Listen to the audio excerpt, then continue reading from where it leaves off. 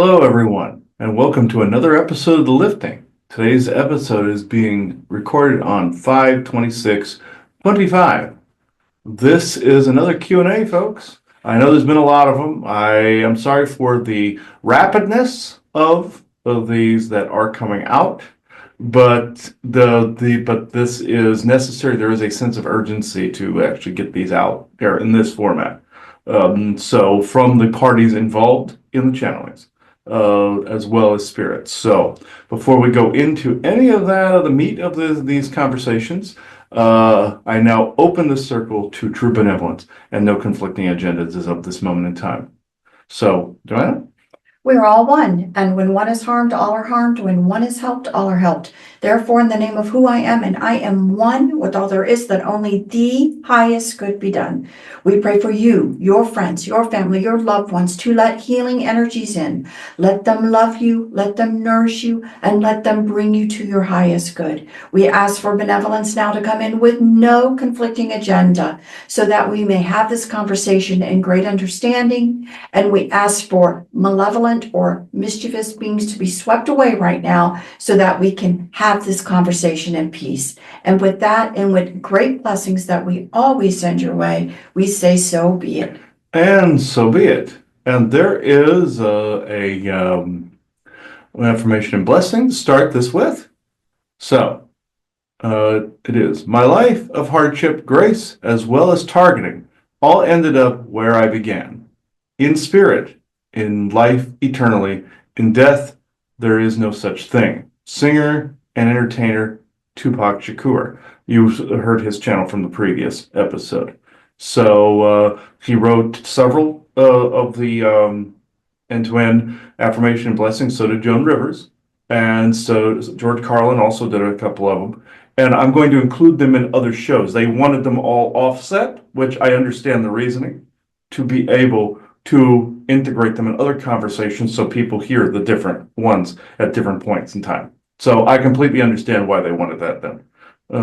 That's basically like in Hollywood where they repetitiously put things in other places. So I get that. So this is, okay, the question I believe. And The dumbening, you guys call it. What are the ways they're doing it? Chemtrails, food, water, medicine, etc.?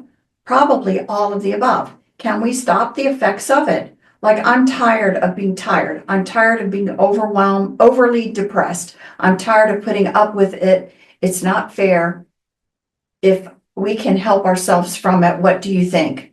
Yes, this was interesting. So I put a tag in here before Isaac made this lengthy channeling here. Yes, on the poisons in the food and water, but also psionically as well. Essentially, it's both, like we said, psionic and chemical. So Isaac here, female dumbass. Okay, the ways you can stop it are, for one, by noticing it. Two, knowing yourself fully and completely to ensure that no, and I mean no, form of trickery can compromise you. It is never fair. I hate it with every fiber of my being and of my soul. But if you want to stop it all, know thyself, but also never see it as all powerful. The break is simple, really. When depressed, know that you are a soul within a human form, and that the feelings being expressed have meaning, but only when they are yours alone and not someone else's. You are an empath, therefore you take on the feelings of others. They mix with your own, and then comes the narrative, quote unquote. He here said it best when he said, change the outcome of a horrid thought, then put your name on it as executive producer and director, then fade it to black. Enough said for now, anyhow. Isaac.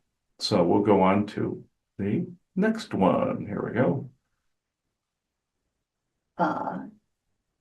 This person is working and managing a 320-acre horse cow farm. I would like to know where to start on how to educate myself on working with these wonderful beings. How can I educate myself to the needs of the forest people of the Mount Shasta area? Yes, it's good we got some forest people questions in here. So, Broston here, the way that you educate yourself about us is through peace.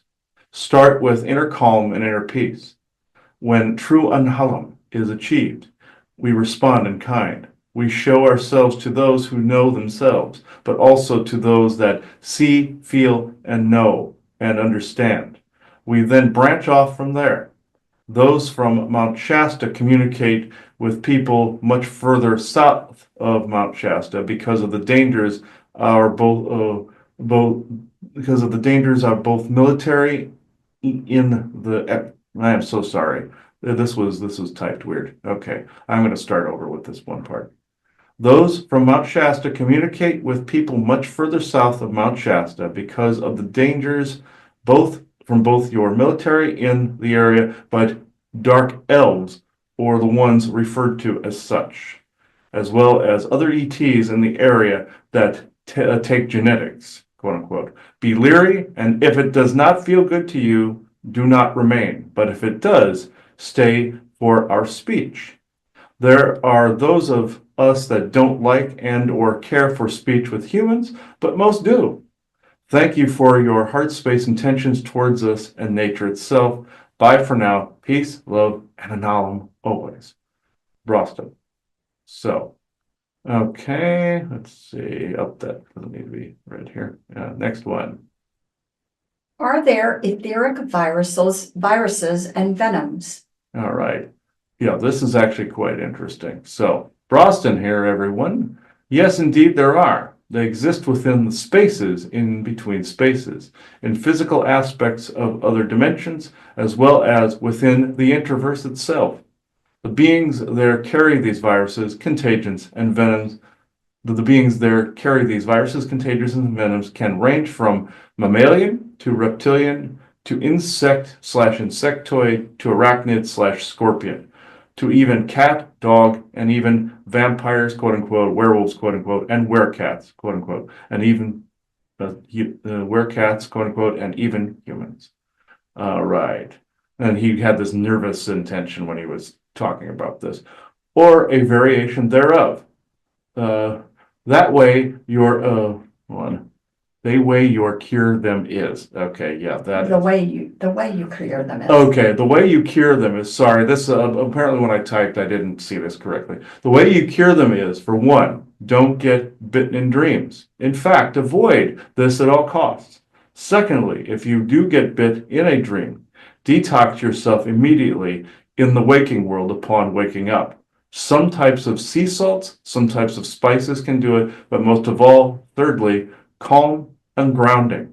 Naked under direct sunlight will do it the most quickly, but in lieu of that, earthing a room and or section of your home become the temple space of your home will work out just fine in a pinch. That way you do this, the way you do this is take a copper pipe, attach a wire to a hole you will need to make in said pipe, then attach that wire to the part of your home that said temple room is in. And voila, grounding. Japanese tatami mats work well for this activity, the very best, and I can attest to that. But source them first to see if indeed they do come from and or are made in Japan itself.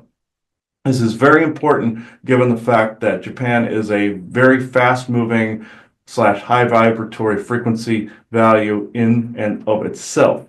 Blessings, and as always, Analam always. So yes, this is actually quite interesting. There's one thing I will add to this particular conversation. I myself have had contact with what some people refer to as etheric viral contagions and etheric venoms. There were two, I would say, two major instances that I can compare to this. There are variations on the same thing, but two that actually made me learn about it the most. One was I encountered this Black Panther type of entity in a dream where I was standing up on a table and this thing was trying to get up on top of it, and I grabbed its jaw and pulled its mouth open. And immediately there were some Lyrans that popped into the dream. I was in this almost weird hotel-like room setting, and they pulled my hands over to a computer And the AI on there basically said I had an etheric contagion or virus and it was purging it. They said, don't be alarmed. We have to get this out of your system. We saw that there was this creepy version of one of our people that did this. And the black cat ones are known for their were type of personalities, like a werewolf or something like that. There are were cats too. And they work in spells and magical areas. They would look human during the day, like a werewolf would. There's very few of them, I was told, the same with werewolves.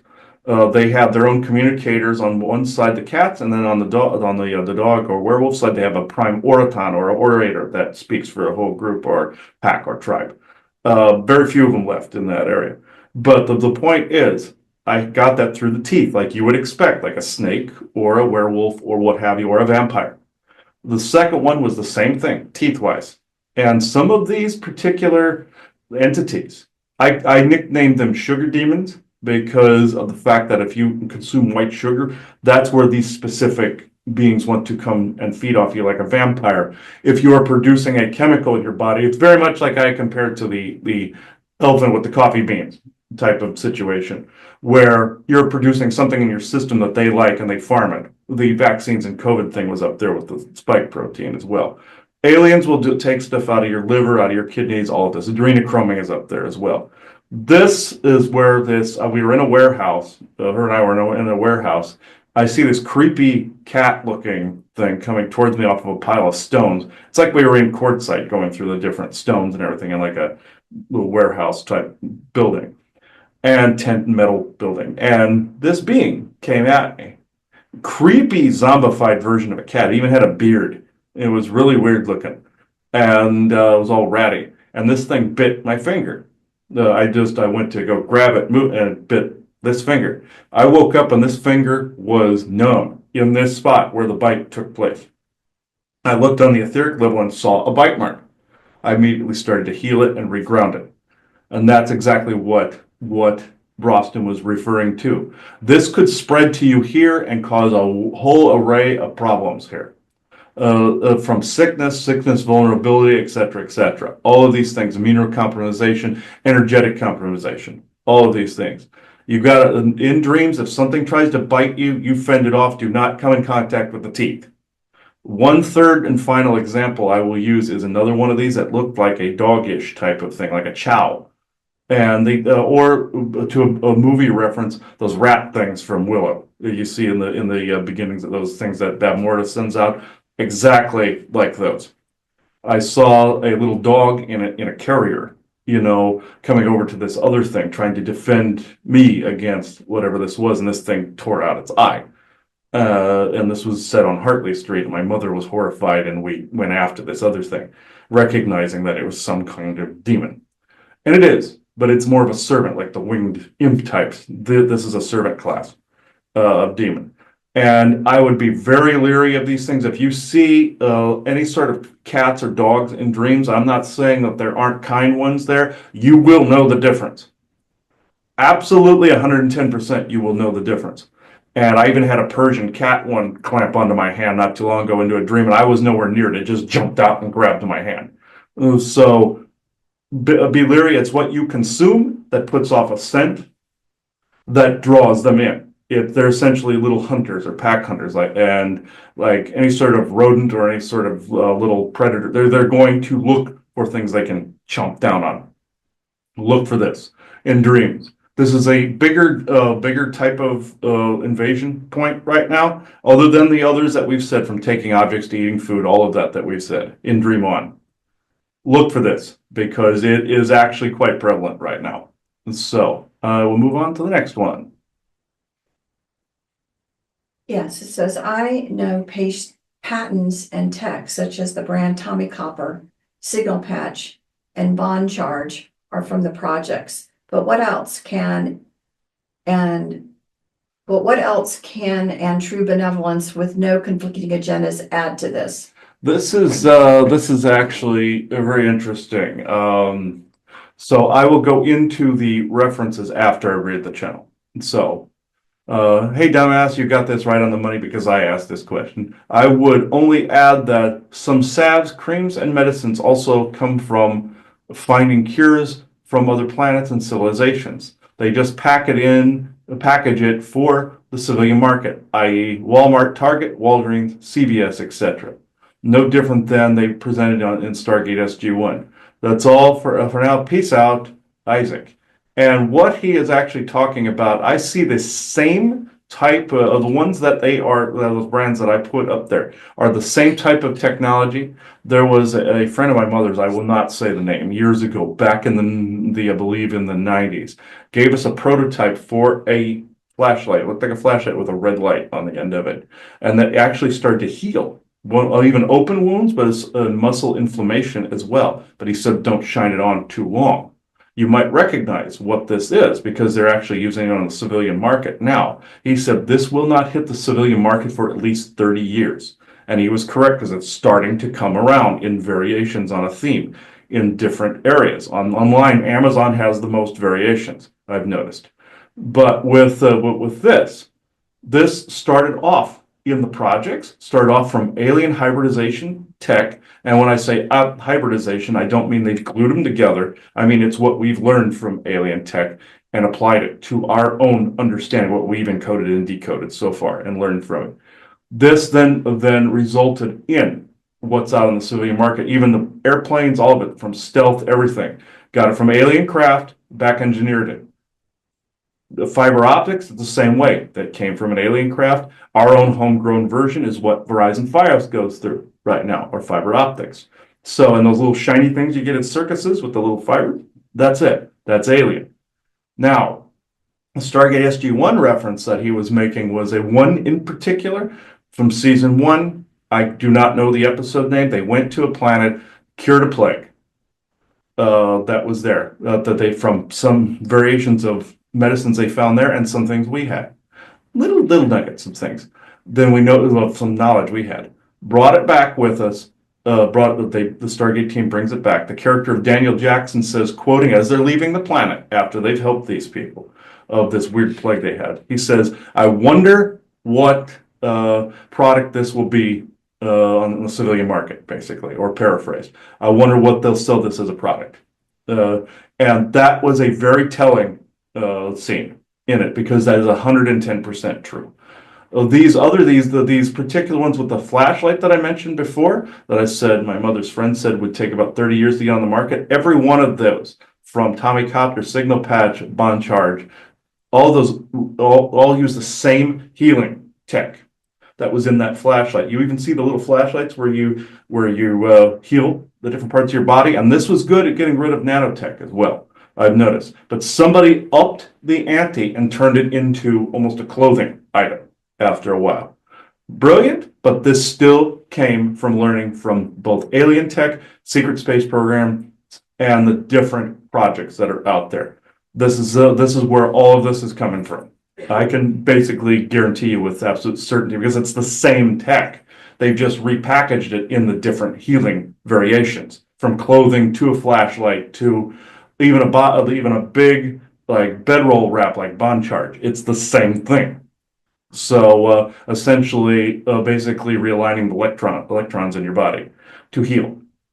So this is it's a variation almost on the medbed technology, but it's more of a rudimentary version of that is being slow drip released onto the civilian market. You're not going to see the medbed thing. I'm sorry to say there's a psyops involved in that, but this is a similarity. They'll say, oh, we released it. It's this. I just wanted to put that out there. So next one. What is the truth behind the Winchester Mystery House? Okay, yeah, I added this after seeing something about the Winchester. This is actually, Isaac went in, he threw me under the bus a little bit in this. So, all right, here. This one's a bit lengthy. Only one thing, dumbass, and that is exactly what happened to you. The compulsion to continue to answer questions right as you get them, or the sudden and overwhelming compulsion to look at someone, quote unquote, the moment that you speak to them. It was never higher self/oversoul that initiated all of it. It was and still is your subconscious mind. To see, you see. An idea can get embedded within the subconscious mind, i.e. when the spiritualist first told Sarah Winchester that she was cursed due to the fact that her husband's gun had killed so many people during the previous wars. And from there, it manifests in weird and compulsory ways, The constant need to get an idea out, or you will forget it, means you should just write it down. Or over record short videos and never publish them. He's accusing me of doing that because I have done that and forgotten things. So I've done that. That's more in the OCD department. Also, over revocating too can add to a problem as well. We said that in previous episodes. Whereas I would enter and re-enter and exit a neighborhood that had AI and felt I needed to revocate it and replace. That added to OCD, as well as signing receipts and stuff like that. I said this back in the day where I felt I had to revocate. I eventually got a brain immunity and energetic immunity to where my intention fueled the fact that I did not consent to any of that. And that's where this lies. The list goes on and on. For Sarah Winchester, it was the idea that the ghosts of the gun would haunt her unless she kept building. And then the hauntings did come because she felt they would. She co-created her very own doom. Build it and they will come. And so on. And so they did. Sound familiar, dumbass? Also, this is similar to the phenomenon whereas if you say the name of a demon, it then appears. It is, and always was, the intent. If you believe saying the demon's name summons it, then it does. The same goes for mass co-creation. If a crowd believes something is safe or bad, then it is safe or bad. 2 or more walk in my name, etc. For edifices too, this is why some are safe and others are not. The stigma behind skulls and the propensity of humans to go either way makes them unstable. Get it? The same goes for the Hajj or Hajj in Mecca, or Hajj rather, excuse me. Don't give me hate mail over that one. So they surround the stone to keep demons in that are no longer present, haven't been for many centuries, but they fear that if they stop, Pandora's box shall open. This is a throwback to when walking widdershins around it, as well as doing it around a structure to lock in a demon, was indeed necessary. Clockwise open, counterclockwise closed. Get it? Just like the demon parade of ancient Kyoto, whereas Abe no Seimei created line magic to keep out demons and their portals, which was actually happening at the time. Also, he basically said something about my father. He has a clot in his leg. And also your father's clot. You told him once by constantly treating it that he was creating it. This concept is one and the same. For what I just stated, per him feeling the need to always treat it, it remained 100% intact all of these years, baffling doctors and you as to how it never managed to get consumed by the body. This is actually true. This was a conversation I had with him. He, and only he, kept it intact, i.e., just like you see on that show, The Unbelievable Dan Aykroyd, one's own co-creative skills hijacked to do the bidding of those with nothing better to do than to create as well as wallow in one's misery, amongst other bored hedge betters. Get it? Next question, please. Don't ask. I know it was lengthy. There was fragmentary personal stuff in there, but it was enough to be used as an example of basically, let's see, I'll go into this part first, self-fulfilling prophecy. And I actually agree with his assessment on this because you build it and he will come. It's like with Field of Dreams, but in a slightly more ominous way. Think of a psychic that told Sarah Winchester that she was cursed by the gun, the blood of the gun basically, and that she had to appease all these spirits. What happens? Seed is planted. This is why I'm so careful with this, not doing this to people, of what I'm seeing. I don't always report everything for this reason. Now, say was told she had to keep building the house. What happens? Here comes ghosts coming in because your intent is actually attracting them in the need to repel, just like the whole Pandora's box thing. They walk around the Hajj, excuse me, and they're locking something in that Isaac said has not been there in ages. That's the Pandora's box mythology, essentially. And it was Enlil that created this conundrum paradox to begin with. He was Shiva, and Shiva created Mecca, per the mythology. That's where it links to Hindu and biblical and Yahweh, all of that. We can go into that some other time, but that is essentially a curse that was put on humanity so that you would fall into OCD tendencies and then co-create your own doom and self-farm it. Self-farming is everywhere, through belief systems that Enlil and various other hedge bettors put out there. And your three-letter agencies have also self-farmed this. Your CIA, the biggest culprit of all of them in this area, knowing full well what would happen. Your Martian Germans being also one of the biggest culprits. One more thing that I will state. I'll just read this brief definition. A self-fulfilling prophecy occurs when a belief or expectation about an outcome influences behavior, leading to the fulfillment of that expectation. Or per the Star Trek quote, if a man believes he's going to die, he will find a way to make it happen. So, and the final portion that I will put on this is psychics, people in my field, you have to please stop influencing the other person. I know you feel you're doing good. You cannot tell them they are a famous person in history. You cannot lead them. You can't say, "Oh, you were in the SSP," and I'm guilty of this. I have since stopped this practice as I saw it was actually doing harm. You cannot say certain things unless they themselves have brought this up.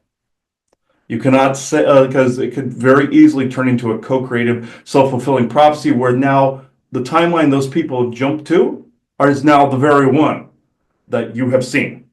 Because you could be seeing a timeline that is perfectly legit. But by informing them of that particular frequency, memory is frequency, even premonition is remembering in reverse, per Dr. Who's quote, you're literally linking them to that timeline. You are tethering them to that timeline. And I even said somebody at a psychic fair once, you can't do mini reads because you're putting tethers on them and you don't know it. Opening and closing circles properly, all of that. But this specific area, guys, you know how many times I've heard that people have been called both Hathor, Osiris, Isis, all of these?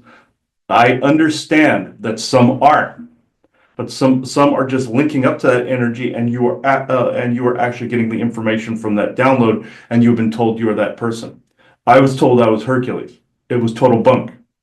I was linking to that energy and finding out information, thinking that I was that person. I was not. You have to be so careful. You might even have genetics that may link to these other heroes, demigods, and gods, which I have run into the legitimate incarnations of these beings. Like I was Ivar Ragnar's son in a past life, and I actually validated and confirmed that. I wasn't just picking that up. But were you all those famous people, or are you just linking up to those timelines where those energies were more palpable or palatable to your downloading capability and frequency value at the time? To my fellow channelers, psychics, please, for the love of benevolent source creator, do not lead the client. Even if you do not mean to, keep that in check, please, because it is so crucial. Yes, I didn't believe there was this much influencing in this area because you're at such a frequency that you are basically commanding that into being and you don't realize it. So your frequency torsion field is overwhelming the other person and they are picking up on it. Now, the other is true where you are drawn by spirit to say something and it is validated. You will know a validation versus an influence. You cannot mix the two up in discernment. You must. Also, beings that are giving you false information to then relay, you must discern this. You must say true benevolence with no conflicting agendas, period. And don't be calling in archangels or anything like that, or Jesus or Michael or any of them. You must say true, I accept only true benevolence with no conflicting agendas. You will get the ones you need at the moment to get the correct information. I will quit ranting at this point in time. We'll go on to the next one. Is the pyramid image on Mars a real one, or is it just another Greenland image? Yeah, the famous Mars images that you saw, aside from a couple of them, were essentially in Greenland and Iceland. And since spacecraft, without the help of frequency craft and portals, won't pass through the firmament, barriers. There are a few of them, like the galactic barrier in Star Trek. It's the same thing. Your Van Allen belt and Kuiper belt. This is from what I was able to figure out. If we get more information on the firmament, I will definitely tell people on this. And it's also on GIC.show. We went through some firmament information on there as well. So, onto the channeling. This one, as well as the infamous face on Mars, are quite real images. The rest of them are not, save one and only two, save one and only two images. The image with the chariot wheel and the one with the glass tubes. Those were legit because those come from the projects themselves of people that have actually been there to take the photographs. Again, Frequency Tech. Martian Germans got help from outside. You know the history there. I'm not going to reinvent the wheel. But this is essentially what was being talked about. The face is of both a human and a Lyran face, commemorating both a galactic human presence as well as some of the good cat beings out there, or cat beings, excuse me. At least the tiger beings are, anyhow. Basically, I will say this, anything that's fueled by the Lionsgate portal mythos, August 8, you know that whole bit. That was made up by the CIA in the mid-90s, around 97 to be exact, 98.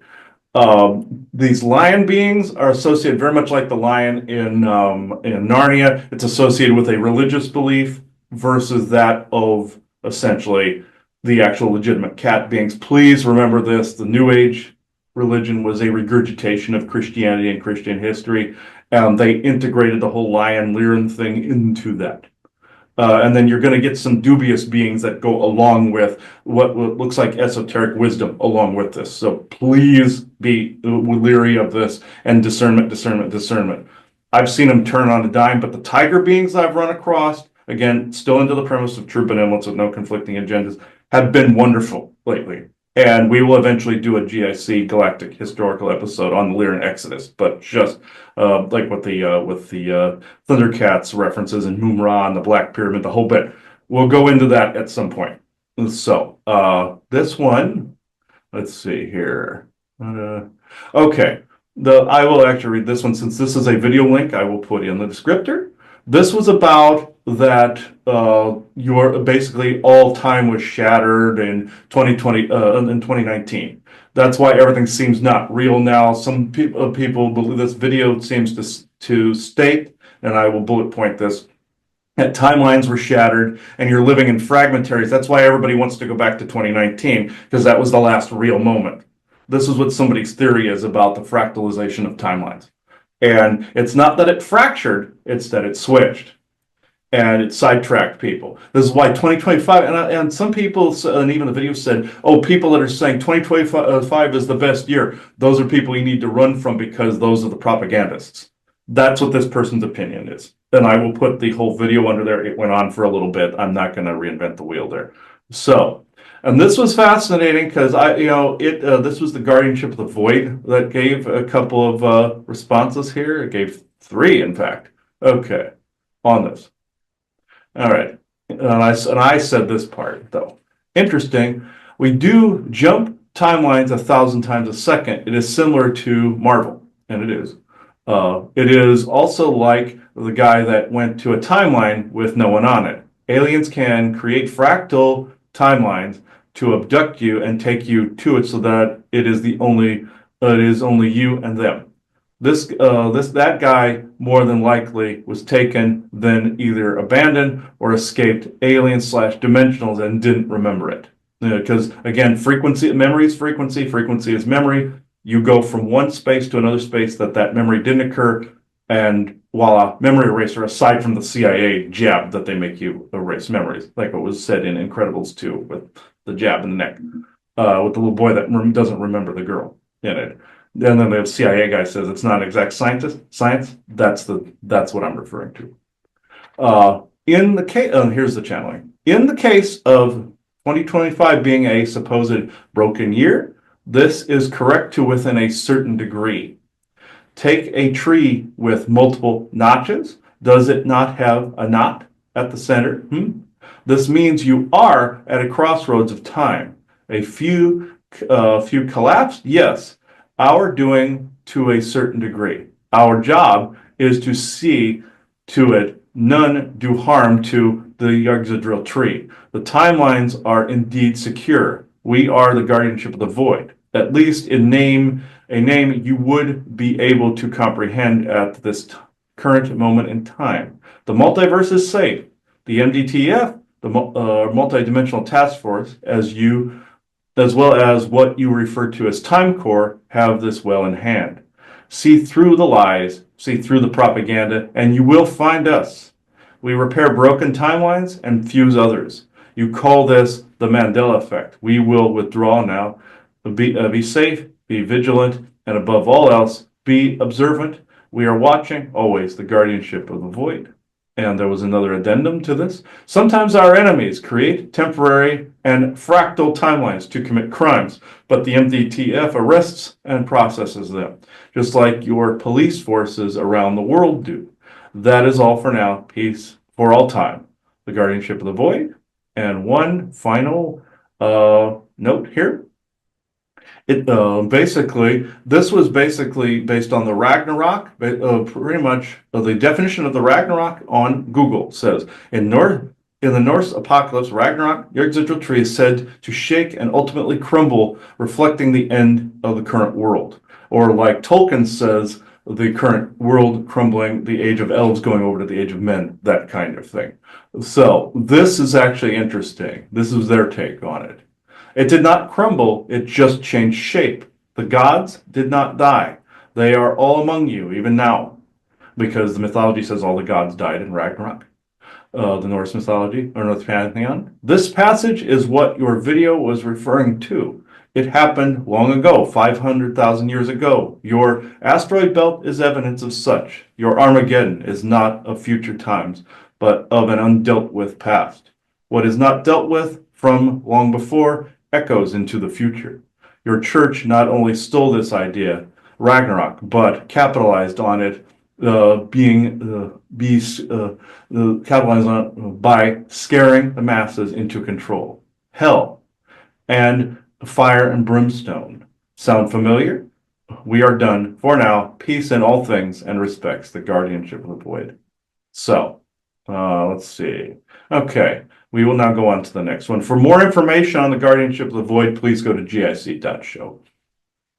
What causes some people to be allergic to water? Are they alien hybrids or others, meaning to ultra-dimensionals? Okay, this was actually a very interesting response. Range 4 Harry actually get this one. So he's very similar to Isaac in his frequency, so I sometimes mistake him for Isaac. So a lot, they come from the same place, Lanula. So, okay. What causes this is not alien. This will surprise all of you, but may not. Alien as well as military industrial complex take children sometimes and add traits to them to make it so that they become tailored for life on other planets. Just like in Gene Roddenberry's Andromeda, whereas 9/10 of the human race is genetically altered to survive on other planets, i.e. Dylan Hunt's mother / heavy gravity worlder / the Nietzscheans, the Magog, etc., and so on and so forth. And that's a very beautiful example of this, and he was another race called Paradigm that also adapted their genetics through other parts of the galaxy as well. You find that out later on in the series. This is what causes this very specific condition. Watch for symptoms in people that are like this. Though few in number, this experiment is fairly new. Hope this helps. Range 4 Harry. Basically, to be put on other planets that water isn't necessarily a thing, but maybe you could survive off of something else. But here, they're allergic to water but have to be hydrated. So they had to get it through skim milk, I found out. The water diffuses through the milk. So this is would really suck if you were allergic to dairy on top of that. But with this is where this comes from, and this is a kind of a blowback type of thing where it's pendulum swinging. This was just an experiment that they said was fairly new, and that's for basically populating other planets where maybe even oxygen isn't the thing. And you even saw in Gene Roddenberry's Andromeda, people were being made to breathe water, just like mer people. You even saw the Nietzscheans that were more Nazi-like, and they were more bent on breeding and propagating. You find out that their god was actually a genetic scientist. Dragan Museveni was also somebody else that was a human scientist that created them, et cetera, et cetera. They were poking at the Anunnaki at that point in time, is what that show was doing at that point in time. Season 5, to be exact. So this is actually at the end of this particular episode, or to the Galactic Contribution, excuse me. But in this case, we have been bringing through celebrities recently, and I've noticed that when that door opened, it's not like unlike Pandora's box, but in a good way. Then that door opened when a whole bunch of them came out. Michael Jackson led several of them our way, and you heard from Tupac, you heard from Joan Rivers, and now this one, I will go to George Carlin, and you heard him being made reference to by Joan Rivers in the previous episode. So I actually find this interesting. I will just briefly say this. Born May 12th, 37, Manhattan, New York, New York. Died June 22nd, 2008, age 71, Santa Monica, California. So, and his name goes pretty much without saying at this point. So, I will see what he has to say here. So, in a second.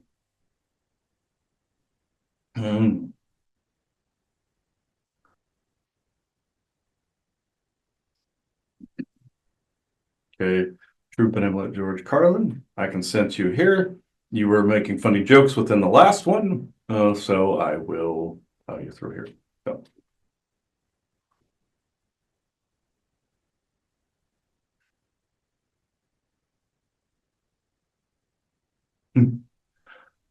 You do know that in situations such as this, that are very unique to the listening audience, vibratory frequencies both pay off and can be a detriment.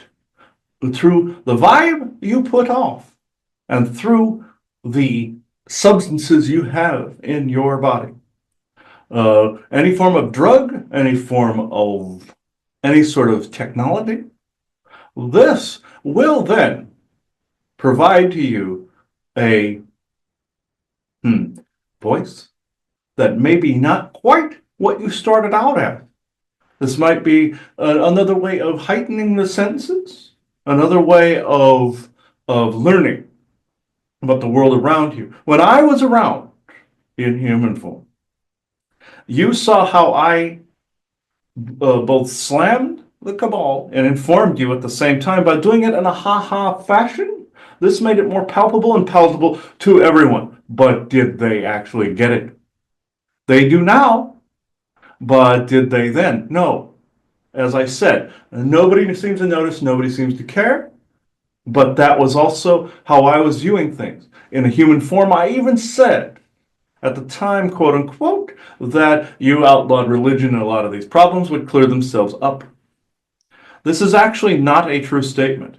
You leave choice, but you also leave experience. That experience then leads to other vibratory frequencies and other timelines. In this, I know you all were thinking I was just going to be funny. And I am. As Joan Rivers likes to say, I drag around a giant scrotum. I have to agree with her on this because I put that scrotum ahead of every word that I said. Because of the fact that was what I was here to do. People accuse me of having giant balls. I might as well accommodate. Because of the fact that I was put here to inform you about what was going on and basically taking the bullets along with this. I actually died. That's how I lived, dangerously. Was I targeted with different mental conditions and different heart conditions and such? Yeah, you could say that, but I lived a long life. I came in and fulfilled my purpose. As you would say, in death you would say you were fulfilled. This is how I see things. Why am I coming through now in this fashion at this time in history? It is because your political scene, as well as your other narrative scenes, need picking apart. But at this point, your theater puppets, would I be ragging on your Bidens and your Trumps, and you're basically saying, oh, this is this narrative and they're all part of the big club? Would I be saying this to you now? Would I be informing you of this to you now as I am now? Yes, I would and do, full-heartedly and fully. One point I need to also make. Things disseminated down into from your pharmaceutical to your supplemental are also part of this narrative, making one seem really bad, while other going into an orderly fashion would seem preferable. This is wrong. As your Robin Williams would say, madness cannot be stopped. Chaos cannot be stopped. It is a part of our own very heart that we are open to that set of the cosmos. Now, what I wish to say is this. You actually discovered this when you were talking about your CBD one time. This has been spiked. Even on the smaller level, it is starting to get this way. They're making it seem so bad, your pot seems so bad, that people will be willing to give up the right to have it just to get rid of the stench of bringing order out of chaos. You have too much chaos, you have no crime and punishment. You have too much order, you have police state. These are the choices that you are offered right now. You thought I was going to be funny, and I'm being dead on serious, because in this case where nobody seems to notice and nobody seems to care, you must care a great deal. Even on the smaller level, you must be on the smaller level to see the bigger picture. And I don't mean small as in inferior, I mean small, walking amongst the people, seeing what that type of control looks like, dividing within oneself and dividing culture as a whole. They do not care about you. They do not give a shit about you. And I said this before quite fervently. They do not care about you. They care about acquiring for them their gods and their purposes. This is why I was against God to begin with, because I knew their God was just a God like any other. I was an atheist for that reason, but I do know there is a true benevolent source creator. I was shocked when I crossed over and saw the totality of my memories once again. I know you wish to continue with questions, so I will humor this for this time. Well, you're bringing it up, and it obviously leads into, taking some of these even supplements and different things that are out there. I know that, we've tried. So many of them. That is a true statement. There's so many of them, and as you're alluding to. Too much chaos, and then you welcome too much order. Right. And so the chaos is being put into things because, again, it really is the Wild West. Too many choices. It's not healthy, as I said in life, yes. So, again, for the specific one that he's been trying, even watering it down to a minuscule level, it doesn't seem to be healthy for him at all. His brain chemistry is not a genetic match for it. It's tailored more towards the open and not the finite. Some are like this, to where some will say this harms all, where it harms a few. Some will have it to where it harms a lot and helps a few. You see the chaos? Too many choices out there. There's too much stimulus out there. And this is intentional. From your clickbait to your products, from your CBDs to your other supplementary products. There are so many companies out there. Yes, free enterprise, this is exactly what you want, but at the same time, you want some regulating, but you don't want permanent, strict Big Brother regulating. You want both. You want a yin and a yang, but you also want people to be able to explore and create their own thing, which is what is needed. You don't want, say, marijuana or CBD outlawed. You don't want these things outlawed, but you don't want them running rampant either. What I learned was too many little choices lead to bad decisions. Even though you need infinite choices, infinite diversity, and infinite combinations, you must learn temperance. You must trust intuition and discernment in this. So therefore, whatever choices you do make, match your own lifestyle. And I must emphasize this. Yes, was I ragging on religion? Yes. Do they have a right to exist? Yes. Do atheists have a right to exist, not be ragged on by the religious community? Yes. Do these extreme wokeists, the extremists, need to do what they're doing? No. But do the balanced versions of all of this, should they exist? Yes. This is where it needs to be left to choice. They are oversaturating your government's actually doing this. Your three-letter agencies are the ones responsible for this. They are oversaturating the environment and making it so people don't know where to turn anymore. Yeah, and this is also your Martian Germans, them too. But with this, not all of them. There are some that are on Earth, I should specify, that are doing this, your new Schwabenlander types. They're telling some of the three-letter agencies what to do in some areas. And the CIA is running amok. They ran amok after they became very solidified as an agency. They became their own independent authority. And this cannot be allowed. This, and I have to emphasize this is why I was such anti-establishment. Because they are the quintessential, your Section 31 from Trek, all of this, they are the quintessential ones that are essentially the hedge betters of the human race. They are servants to this, but they believe that they are untouchable because of the fact they have run so many ops and so many narratives. They can't be allowed to continue this methodology. You must notice this. You must notice the order within the already existing chaos and the plans that exist within each of these details. If you think there's too many things out there, you are right. If there's too few of another thing out there, you are right. But do you have to be of the same mindset to notice these things as, say, the awakened crowd? No. You just have to be able to notice patterns without biases. You have to be able to know the words we all agree upon, like what I said in the past, like the confusing words, the chaos within language, and also the denigration of language, your theys and thems. Your denigration of the language is what is creating this spell, and you are self-farming these spells.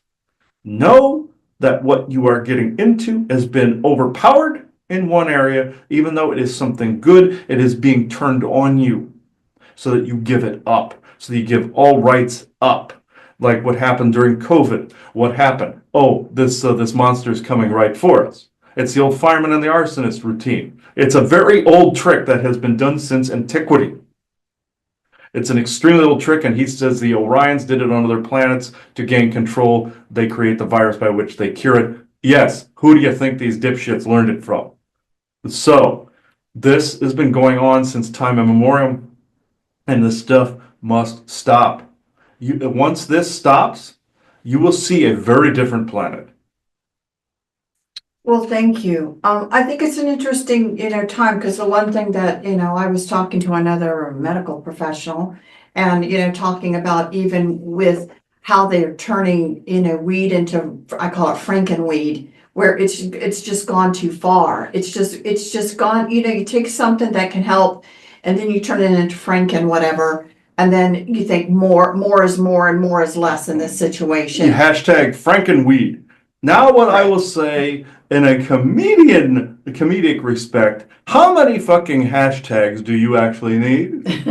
How many ideas need to be floating around? How much fake garbage and merch does there actually have to be? Get to the fucking point already. If you want a point to be made, and you want your logo feces all over the internet, know that there is a cornered section of feces that you have to deal with here, and that is it. And I'm not saying it in the bad connotation, but all marketing stems from one idea, and that is a business basically giving the shaft to another business. In some areas, that's just fine. Do whatever the hell you want. But know that if you are playing the same game that they're playing, know they've been at it longer and they are already 10 steps ahead of you when you have created your branding. When you do this, medicine included, supplements included, everything included, they taught you the very game you're trying to use against them. You must use it against them, but you also know that they are rigging the game. The house always wins. So what do people do in a situation where the house always wins? They cheat. And when they cheat, they get caught. When you card count, you're caught. This is where chaos comes in. Ordered, refinement, and go with intuition, but also schedule. You must be able to use this system against itself, so therefore you can transform it from within. But you must not, he saw this morning where there was an advisor saying too many hashtags is overstuffing. Let me say this. There's no such thing as overstuffing unless the one accusing you of overstuffing does not want to be toppled. If you are overstuffing a ballot box, that means there's an opponent of that person you're voting for that believes you're overstuffing. If a place like YouTube is accusing you of overstuffing the hashtag ballot box, let's just say, they do not want your ideas out there at all.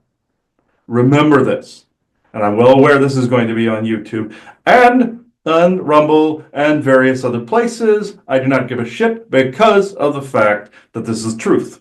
Anybody accuses you of overstuffing, they have overstuffed the market. And they do not wish the little guy to come up from the bottom. This goes with drugs. This goes with basically saying war on drugs. Usually a war means somebody's winning and somebody's losing. Nobody's winning and losing. It's just all confusion putting out there. He even saw gang warfare. There was a guy that went into an alley one time and found guns hidden there because it was all planted by your three-letter agencies. Your Rothschilds even supplied both sides of the Napoleonic conflict. This is the same shit they're doing now. Again, anybody's accusing you of overstuffing, they themselves have overstuffed. These are the same group of assholes that basically beat you over the head constantly on what to believe and what to say. They are the ones that are running these particular areas. You always see these philanthropists that are owning the different platforms and buying the different platforms and doing all of this. And yes, is there good being done? Absolutely. There's an immense amount of good being done. But there's also an immense amount of screwing over and people getting the shaft right now. Even as we are speaking right now, at the time you're recording this, there are people that are wondering what in the holy hell they are going to do in the next 5 minutes. Because of them being accused of overstuffing, losing everything, losing a channel, and depending their livelihood on this. I must say, diversify your egg basket. Do not put all your eggs in one basket. But focus on the damn goal that you are focusing on.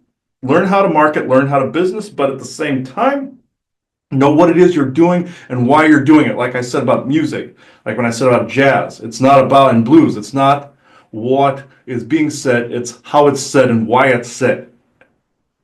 Or else you get a case of the blues. If you're just going in and doing mimicry, this is not the way to do it. Same with supplements. You can't copy paste on each individual person. That's why some products say this isn't for everyone. You must put disclaimers on these things. You must put warning labels on these things. Just like also with your orgone products. You see, in your the warnings before the spells, this was brilliant. A brilliant bit of showmanship on your guys' part with this, because of the fact that they didn't put the warnings before the spells. You guys are, which is brilliant. You must continue to do this. Also, they want people to overstuff on things like this. Overstuff, so that they can come in, crack down, and ban again, just like with marijuana and just like with CBD and supplements, so they can create order out of chaos.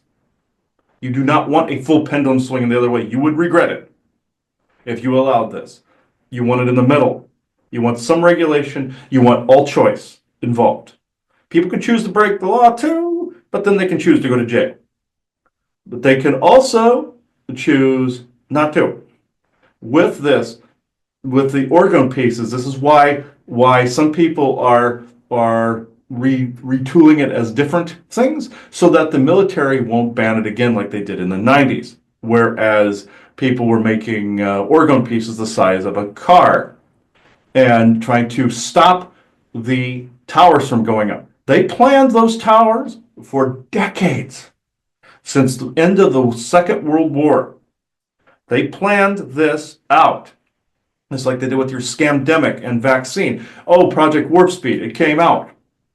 They had this in a freaking cooler.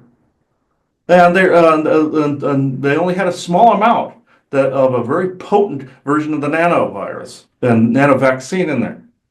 Then they were able to get people's consent to create more. Now, consent is usually bunk because would you consent to a robber coming into your house? And would you yell, I don't consent? Of course you don't. Beat the shit out of them. Of course you do not. The consent thing is nearly meaningless except in mass co-creative areas like your COVID timeframe, your lockdowns. They needed your permission to do this. They needed you to give up rights, like with your last rights. The Orion and the soul trapping pirates that are out there, other ones do this too for their own planetoids. They need consent, even a nod, a wink, and even a thumbs up gives them the much needed consent because the Galactic Federation turns a blind eye to this shit. And I know this because I'm in spirit now. So I did rant in this. Just know, don't oversaturate the market. In anything, don't oversaturate the market. You will lose the audience and premise of why you were doing the thing to begin with. This is what I needed to say. Well, thank you. I do appreciate that. From your perspective, is there anything that you actually are pleased about that you're looking at amongst the people? Even though there has been an oversaturation of disclosure, you can thank your ancient aliens for this, of oversaturating constantly. The positive end of this is that it has created the yin to the yang. And the disclosure community is up for a resurgence.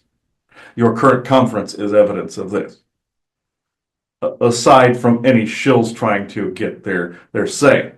But the positive side is people are starting to notice this. If you oversaturate something, people zone it out, which they are. But if you say it in the right way and in the right way, even though you have your commercials showing aliens and then Sasquatch and Bigfoot, they hate that word, but then your Mountain Dew commercial with all the aliens saying we're your bros and all this, and you have lizards and cats and Nordics and all this in there. People in street clothes saying they were among you. Yes. Do they feel oversaturating is working? It did. Now it's time to pick your spots, the tighter circle, deeper roots. The positive side to this is it is actually changing the tides of war pretty much. Psionic war, chemical, all of it. It is informing in this area, excuse me, and it is actually working. And the timelines are favoring this more and more and more. What you need to do is not go with what the government wants out of this narrative. And this is another narrative that has been planned out. They figured people are into the aliens. Now they're going to bring this out to bring the race out they want. Don't allow this, but there are very positive things happening. Nature's recovering in a lot of different areas too. You will see this continue.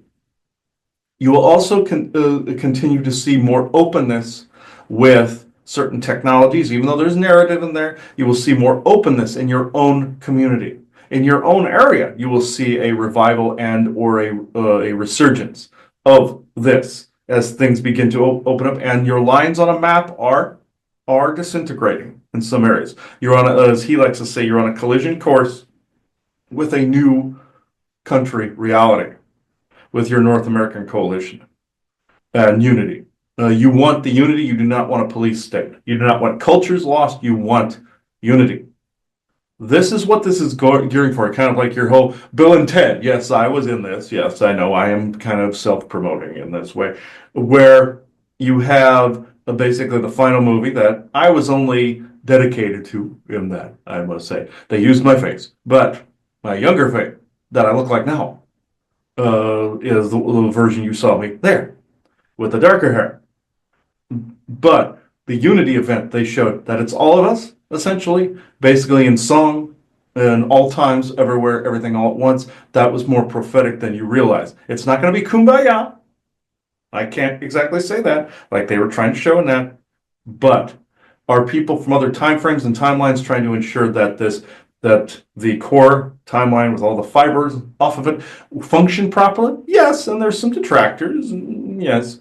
But the positive side is you are on the verge of a renaissance.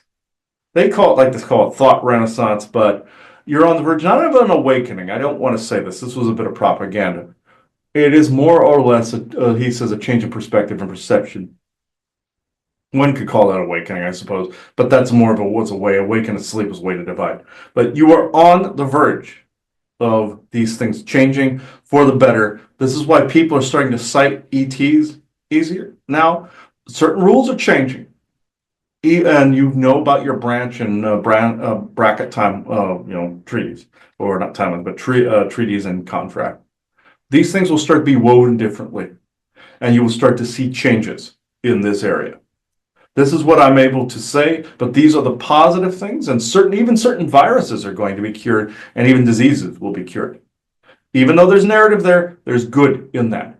Even though negative does false flags, they always know there's a duality in existence, and there is a positive side to what they are doing. And then the more people co-create a better reality, the more that their influence wanes and goes away. Even though that the whole thing with them, the cabal going away, no. You have to make this happen. Basically, it's the sum of your choices, like what was said in your Mission Impossible movie. It's based on the sum of your choices. They wanted to say that there was no God there. I would have said the same thing in life. And it's based on just the sum of your decisions and choices. But it's actually all of that energy mixed into one. Yes, you are our benevolent service creator in the flesh, so to speak. You will find out more about this in the future. But co-creating as you go along. You must make these decisions. You cannot wait for others, including a God, to do it for you, and especially an absentee landlord, like you saw your Al Pacino say in your Devil's Advocate. That absentee landlord is not worth it. The energies that you bring about and create here are. And so one last question I'd like to ask, what do you think about up and coming comedians to this world? Some of them, not so much, but some are. There are some that are actually brilliant. They're not me, mind you, but they're brilliant. They try to mimic me in some fashion. They go off of what I came in to bring laughter to the world in that area and to inform through the haha. He says to inform about these bad guys through comedy. That was the yield, unfortunately, that allows for this. Like you saw your Obama joking about aliens to Jimmy Kimmel, or you see Trump joking about the QAnon psyops and all these other things about aliens and all this other stuff. Yeah, it's an act. But I came in to as like Frank Frazetta did for art, and he said he came in to change it. This was his decision. I as the oversoul did, and I went back with this, and now you can just call me George, because the fact that I no longer go by that oversoul complete name. I went back with a favored reality like Frank did. So, but that, of course, there's a bigger library name, but a favored existence was this one, whereas I'm fulfilled and brought in laughter and informing about the cabal and other garbage that is out there. These comedians that are doing the same are informing in their corner. But I think they're wonderful. But if they really want to corner the market, you have, of course, diversify, but like what I did in my acts. But at the same time, lean into it a little more. Lean into the comedy just a little more. Lean into the issues just a little more. If you start to add the positive side of activism to this, you will actually accomplish the goal a little more. Now, do you do things just as for being an entertainer? Absolutely.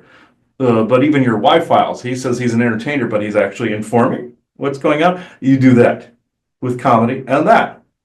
Now, all these comedians that are out there, I think it's wonderful. It's very diverse, but at the same time, you have some that are taking political sides. Again, I can see how that happened. But at the same time, lean into that point of laughter, lean into that point of even the little things, the quirks in people's lives, like what I did with fart jokes and crap like that.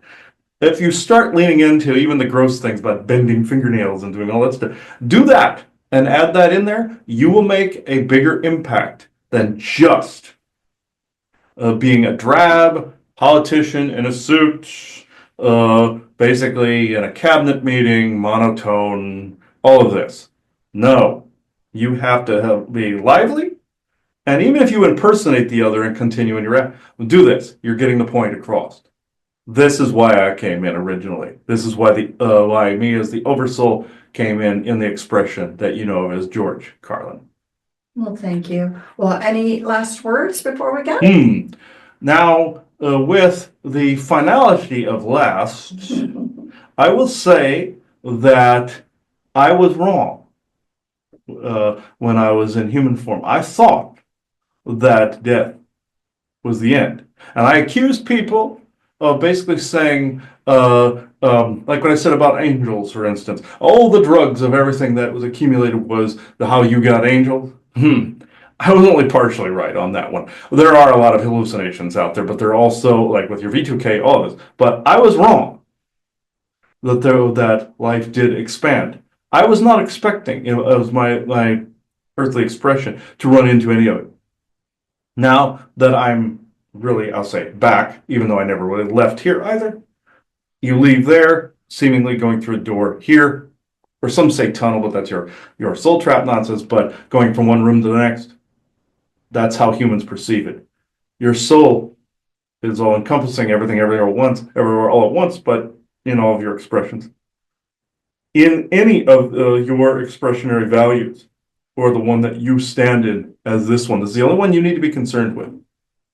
You must absolutely know that death is not the end. And you must not walk a coward's path. You must walk in dignity. You must walk in honor. And you must walk in laughter. Otherwise, they get you. Know that they are all serious all the time. They are never wavering. This is how they manifest. You must be never wavering in the fact that you belong. That when you are afraid of an existence here ending, they get you. Fear, they get you. Even though you have every right to be afraid of what's going on, absolutely. So I was. But in the end, you must be co-synchronous with your oversoul and with grounding in the, he says, like the I am presence in the end. And keep always changing your perspectives and perceptions. Otherwise, they get you if you are going to remain biased. But remember, you must leave others' choices to their own unless they are actually doing harm. He says, unless they're drunk driving and careening into your lane, leave them the fuck alone. And that goes for all political sides. You let people be, no matter if they're wrong or not, in your opinion. Leave them be, from woke to Christian. Let everybody do their thing, unless they're causing harm to you or another group. And harm doesn't mean that your philosophy is wounded or your ego is wounded. And that means the same on the woke side as well. I'm poking at Christian and I'm poking at woke. And don't get all triggered because somebody doesn't get your goddamn pronouns right. Leave people alone. And just like with your kids, do not influence, do not basically try to convince them they're another gender. Do not convince them that your God is almighty over them. Leave them the fuck alone and let them imagine. You will be surprised as to what they learn from this if you do not include your philosophies in any of their learning. So, Rant over. Thank you. Thank you.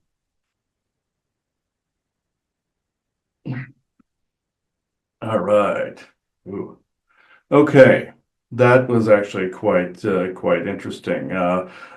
He wanted to go into his words you can't say on TV crap, but he decided against it at this point in time. But I still might. Okay, but he looks like he did back when he did Bill and Ted. Is what he looked like, even further back, like in his 30s. But he kind of looks like how he did in his earlier stand-up years, just before he did Bill and Ted. But that was a favored time frame of his when he did the Bill and Ted movies. And then in the third one, they honored him, and that is a hologram in it. So, in the future timeline that they had there. So, I thought that was actually quite interesting. And he goes, yes, and they ripped off Doctor Who too. So, with the phone booth thing. Yeah, just saying. Okay. Somebody's trying to tell you something. Valiant Thor, I'm looking at you. It says, but that's true. They named Doctor Who was named after Frank Strange's and Doctor Who the Face Changer. Just remember that. So, I don't know if you want to add anything else at all. Well, everyone enjoyed it. Okay. So, at this point in time, I now close this circle within true benevolence and no conflicting agendas of this. Oh, wait, I got to have the affirmation blessing. Excuse me. I'm actually screwing up here, folks. I am so sorry. I have one more, and then I will close this.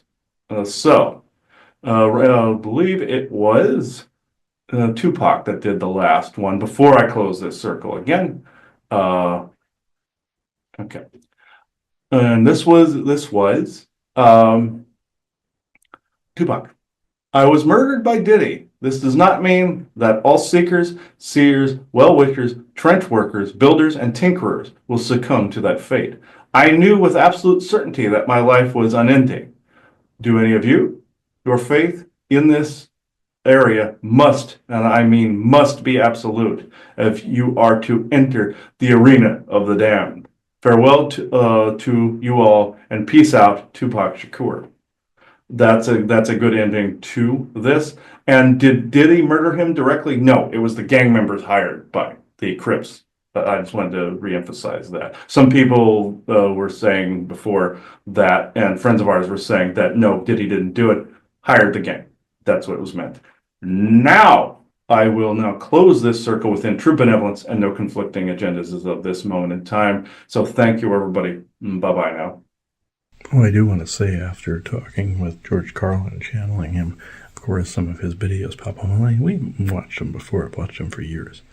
But more of them popped up, and further down the list, a Michael Jackson one popped up, which signifies to me, if not the algorithm, basically who helped them come forward, like Joan Rivers and Val Kilmer and Gene Hackman and the rest of them to come forward. Carl Weathers, George Foreman, all of them.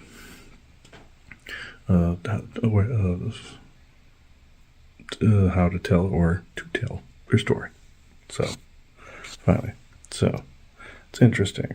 You know, when we watch one of the little snippets, the one where he says the own you speech, and the other one, the little quirks, little habits we all have, type of part of his stand-up. You can look him up on the George Carlin official channel. I'm not sure who runs it. If you run it, good. If you're a member of his family, I'm not sure. So the main official one that's still going on to this day. So check that out. I'll even put a link in the descriptor below to the main channel, so you can go check out, especially the speech he gives on the cabal, the "They Own You" speech. They own, it's actually one of his most famous ones. So I'm babbling, so I'm going to stop now. It is 9:18 p.m. Eastern Standard Time, Monday, May 26th, 2025. Thank you. Oh, along with that question that was said that the time stopped in 2019, I beg to differ. If you're going to argue any decade, go with the 80s. Prior to the false harmonic convergence of the 90s, where I said in that episode where we did of the talk with Chris and Joanna, that I had that dream of being in a movie theater in 1981. It felt just fine. and then it passed in the 90s that the energy was hellish, going through that whole eye of the needle into the 2010s and 20 up till now, and up to 2025, or it was 2020 at the time, I believe. It felt horrible. Yeah, I agree with the whole time not shattering, but time spiraling, or like a crotch of a tree, or like the branches of it going out much further in 19 to 2020. Yeah, 2019 to 2020. I get it. 2020 was fucked up, and it had a lot of branch timelines. But I argue this was going even further back into the 80s on pre-harmonic convergence, or harmonic convergence. I suppose the harmony of the timelines, I suppose you could say, is a harmonic convergence, but the other thing was made up because it was a psionic dampening. I won't reinvent the wheel, I'll just add that episode. Hasn't seen the light of day in years. Might as well see the light of day on this Q&A. One of our more controversial episodes. Might as well make it free. So, here it is. It is 3:23 p.m. Eastern Standard Time. It is 3:23 p.m. Eastern Standard Time, Wednesday, May 28th, 2025. Thank you.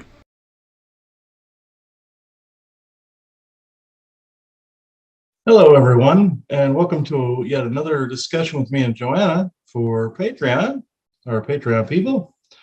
This one is a bit of a strange one, but this coincides with more of a dream that I myself had, and she had some things going on as well. And if you're curious about the sunglasses, no, she has not turned into Stevie Wonder. This is she had eye surgery and need to put these on. So if you're wondering about that, or the Terminator look, one of the two. But well, probably for the next few weeks, guys, you'll see me with glasses on when we do some of these recordings. Yeah, it's a little weird, but yeah, you'll see it for the next few weeks or so. Yeah. So what actually happened? And this goes along with things that I've said in other recordings and things I've said on Q&As over the years and such. I'll recap it just in case people haven't seen those. This has to do with some of the current energies that are taking place now. And even before I got on here, it was starting to affect me quite a bit. When I woke up this morning, I had come out of a dream sequence where I was back in the 1980s. And I was walking around like more of a mall-like setting. And normally the mall-like setting, they're abduction cases or dimensional meeting places. But in this specific instance, I was being presented with a particular, more calming energy. And this was, I saw the actual year, it was 1981. And I was wandering around in this mall setting. There was a movie theater, all this other stuff, like you'd expect there to be. Well, in this particular setting, the energies were very, very placid. It was very calming. My abilities were stronger. That I could actually see like whole groups of people's cores and all this other stuff, and it wasn't really affecting me. It wasn't really tiring me. It's like now it's like you're going uphill and trying to climb up a really steep embankment. But this was very, very placid, and this was very, very easy to do things. Like you could literally manifest things in the blink of an eye, where like if say like you go into a parking lot and manifest a parking space or something like that. It was along those lines, but it was like much more intense. Like I could literally, think to a person and they would just kind of turn around and look at me, or they'd come over and say hello, or if you wanted somebody to come say hello, they'd do it. And or if you wanted to kind of get a point across in a certain way, they were more receptive. What ended up happening was there was this guy that met me there. It was like he looked like a young teenager. I would have to say 13, 12, 13, something like that, or 14 maybe, if that. And what took place was I followed him into an area that was a movie theater. And there were a lot of the theaters lined up. It was a longer theater. Half the mall space was the theater screens. And we went in, and he was disgusted with me for whatever reason. I was not doing something or not seeing something, or it was more of a form of irritation, like, oh, finally he saw this, something like that. And it was along those lines. He wasn't evil. It was like he was just frustrated. And sometimes people can give off this energy, whether they're afraid or whether they're frustrated, that may seem extremely low vibration. And that's kind of how he was. Even though his eyes were a different color, they were gold colored, and you could tell he was an alien of some kind. And he was brown haired, goldish like eyes, and looked to be just a human teenager, roughly 13 or so.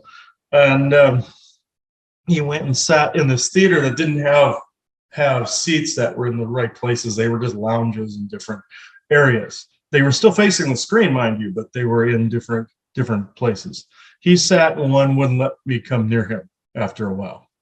Or he was not wanting to sit in the same area as me after a while. And what was weird was the movie that was actually on the screen at the time was Conan the Barbarian, ironically enough. That's what was on the sign for the outside of the theater, along with like 3 or 4 others. And I made the point of saying that I didn't actually see the movie until much later, all this other stuff. But what was going on with these energies? This was the most important part of this. I believe the movie theater, what he was trying to say was the movie theater reference was that it was being treated, our lives were being treated like a movie, like the Truman Show. I believe that's kind of what he was getting at. And what was famous for happening in the late 80s was something called the harmonic convergence. And the harmonic convergence was something that certain energies were supposed to come together to create a kickstart in the evolution of the energies as they approached even now. And this was the time frame where the supposed indigo and all of them came in, and some more of the early bird indigo were more around my time frame in 1980 and slightly back maybe into the late 70s. Those were called the early bird indigos. Well, sorry about that, folks. I got to do this because, of course, it's dripping while I'm trying to talk. What actually was happening, as I explained in other recordings on our YouTube, was the Ebens had an agenda that stretched further back, where they created the indigo, crystal children, and golden children prophecies. And I believe that's also who this being was supposed to represent. Somebody that they were trying. He was trying to say that in his own way, without actually saying it, was actually related to the indigo prophecies. What the Ebens did is they went back through time, or not necessarily back through time, but they were back in the earlier period, and planted these prophecies in native tribes and in other cultures, so that people believed that there would be these rainbow children, indigo, crystal, golden, whatever you want to call them, that would come in and save the world. And this goes along with the 144,000 too. But in that respect, it doesn't mean that there aren't people coming in ahead of the curve to fix things. It just means that there's not saviors. And why the reason I bring this in is that around the harmonic convergence time, which would be the mid to late 80s, and stretched into the 90s, this spawned the whole, later on, the New Age movement. That the government actually were the ones that spawned this. They brought this up. They created the New Age movement to basically separate people from themselves inside, basically saying, oh no, all negative emotions had to be separated. And the reason I'm bringing this in, it's very crucial to what I'm about to say next. Some of these energies people are attributing to earth energies and attributing to codes coming in, and this is actually still happening. But as I've said in other recordings, what I got next as I was beginning to come out of it, as I was being planted back in our current decade, and I was comparing the energies side by side, and the ones in this decade, excuse me, just this keeps happening. Ones in this decade were god awful, god awful compared to the ones in the 80s. And you told me that you saw the progression through the decades. So I saw the progression through the decades as I was starting to come out of it a little bit. I was fast forwarded through the 80s and 90s, and somewhere in the mid 90s, the energies started to get really god awful. It just started to begin sometime around 95, 96. And then it stretched to the end of that decade, started to approach ours, and it just started to get worse and worse and worse. And it's like in the 80s, the people were already free to be sovereign and do their thing. And as it approached this other energy, it's like that was stolen from them, not received to them or given to them. It was taken from them. And they were entering more of a hamster wheel stagnation. I know the binary network and everything was created back in the 60s, but this was different. And as I was progressing through the decades, I wanted to vomit. I wanted to vomit as I was comparing these two. And I've said also in past recordings that I felt that this goes back to the law of one material, which was also created back in the early 80s, was channeled back in the early 80s. Ironically enough, right in the same time bracket that I appeared, was right there in 81, 82, 83, in that time frame. And what a crew, God, they're trying to really pull that on my head. They always said that they had spheres that were filtering some of the more negative cosmic energies that were coming in, which that completely never really jived with me. And as I began to see this through the centuries, it's like they were, when they were beginning these channelings, they were implanting that certain events were going to take place through history from that point. I believe this harmonic convergence time frame is very, very important. Also, if you mix it with the law of one material, I'm not going to go completely into that, but the spheres that they said that they were filtering these bad energies so people wouldn't get hit too much. In the 80s, they weren't getting hit with it, from what I saw.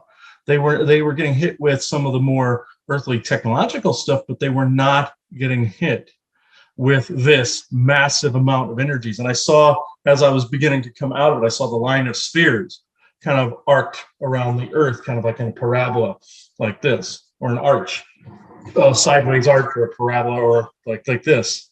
And they were not necessarily blocking negative energies, they were creating them. And they were aiming it at the earth, and it was and they were focusing it through the moon. Like you've heard me say in other recordings that it was coming from Saturn, because Saturn's the focal lens for some of those negative energies. They were taking this, absorbing this, taking what they needed out of it, these aliens that were in there, and they were firing it full bore down at the earth over a period of time. And it came in really hot and heavy in the mid 90s. And also that was a time frame, the late 90s was a time frame that was considered to be an invasion time frame by archontic forces that came in through dimensional portal means at that time. And that's proven to be kind of true where these energies are concerned. But I believe that these same sets of beings, whether they were avian, Eben, Orion, doesn't matter, reptilian, these cosmic energies that are supposedly giving us codes, supposedly giving us upgrades, then there are some that are doing this. There are some that are doing this. I'm not going to deny that. This was created so that we would tolerate some of these more horrid energies that were coming in, and we would be made to accept these energies. And I saw it side by side. That'd be like if you were able to walk into the next room and be in 1981 and walk into this room and be in 2021. Complete energetic difference. It was night and day. The 80s were more calm in that area, even though that was the era of the secret space program, era of Montauk, all those things. I'm not saying crap didn't happen before that. That'd be asinine. I'm just saying that the energies at that time, people were already sovereign. They were being themselves. They were staying in their lane. They were doing all of these things. And jump to now, it was complete chaos. And it was very, very different in energetics, a complete night and day. So in consideration of everything that you were just saying, I'm always like, well, let's play it out in our heads, what we actually think, what was the strategy, what was the end game, why was this occurring, things like that. Now, I think that, again, knowing some of the ways that they operate, besides just completely making up an agenda to try and control in one form or another, in this instance, you were saying the New Age, in order to try to split you from yourself, not allowing any negative notions to be a part of your And that could also deny mean them. sovereignty versus Right. So, I mean, now breaking you from being your genuine, authentic self. Mhm. So besides creating something to do that on a broader scale, from, when these things come down the pike, I can't stress enough how far in advance plans are put out. So, we're all used to, well, if I plan something out in, a trip, a vacation, and I accomplish it in 2 years, that's about right. No, they plan things out for a very, very long time. And then they have their contingencies, A, B, C, D, E, set aside as well, just in case something veers, they need to trigger something else. This is just the way that it's been done. So what's interesting about some of these time frames is, again, how do you control the masses? How do you get the brainwashing working? How do you make them susceptible to brainwashing? How do you do what you need to do in order to fulfill your bottom line that you're implementing as the decades pass? Because they're thinking in the realm of decades and visions and decades and centuries. And we're thinking in, single digits. Just like the cabal planned out all the wars from back before the Second World War, all the way through the Cold War and up in the modern era. Exactly. And so we all know about, mind control, Manchurian Candidate, things like this. We all understand. And even in more modern writings that people can pull up, admission from military about things about mind control, whatever, they're coming out, is slowly starting to leak out these conversations. Although for the deep state and for those cabals, this is so far advanced, than what folks and even the basic military on the surface, if they're not involved in these projects, what they know about. But even they know this stuff exists. They're just not as advanced as potentially some other folks. So the question comes to why. And, this is the time frame that you have to look at, that they made to start, I'm going to say, the destruction of current political systems, current nation status, current whatever, because you have to remember, and it's interesting you say, I don't know the date of it, but it's interesting because I will say that it was in the 90s, although I don't know what year, that George Bush Sr. got up in front of everybody talking about the one world government. So this one world government is not a new conversation. It's been spilled out there. And believe me, before those words ever came out of his mouth in a public setting where he said it, which everyone should be able to Google that. And I don't remember the year, that it was the concepts of it and the implementation of how to get there or whatever was already pre-planned long before he was president.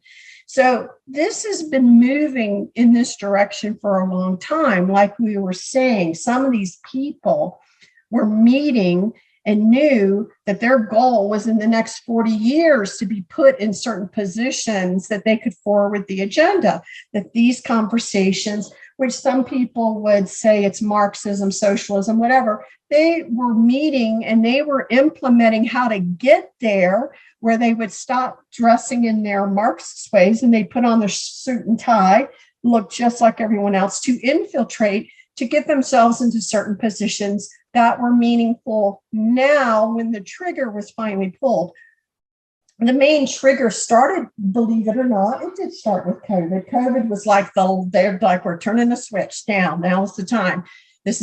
Maybe COVID did not come around exactly when they wanted, but they felt it was an opportunity that couldn't be passed up within that chaos. Let's flip the switch. Well, when you talk about, again, mind control, Manchurian candidate, how do we get people to not, because I'm sure one of the things going on right now with a lot of people are like, and again, it's easy to get frustrated. How can they not see this? How are they believing this crap? How is this even? Well, again, if you are susceptible to, certain mind control techniques, you're susceptible to it. And it doesn't mean that you are a bad person. It doesn't necessarily mean that you volunteered for it. It doesn't necessarily mean any of that. It remains a fact that you have become susceptible. What's interesting, again, is that we know, honestly, that this slowly began in 1964 at the World's Fair, where they flipped on. That was the binary network going on. And then what you saw was something happening in the 80s.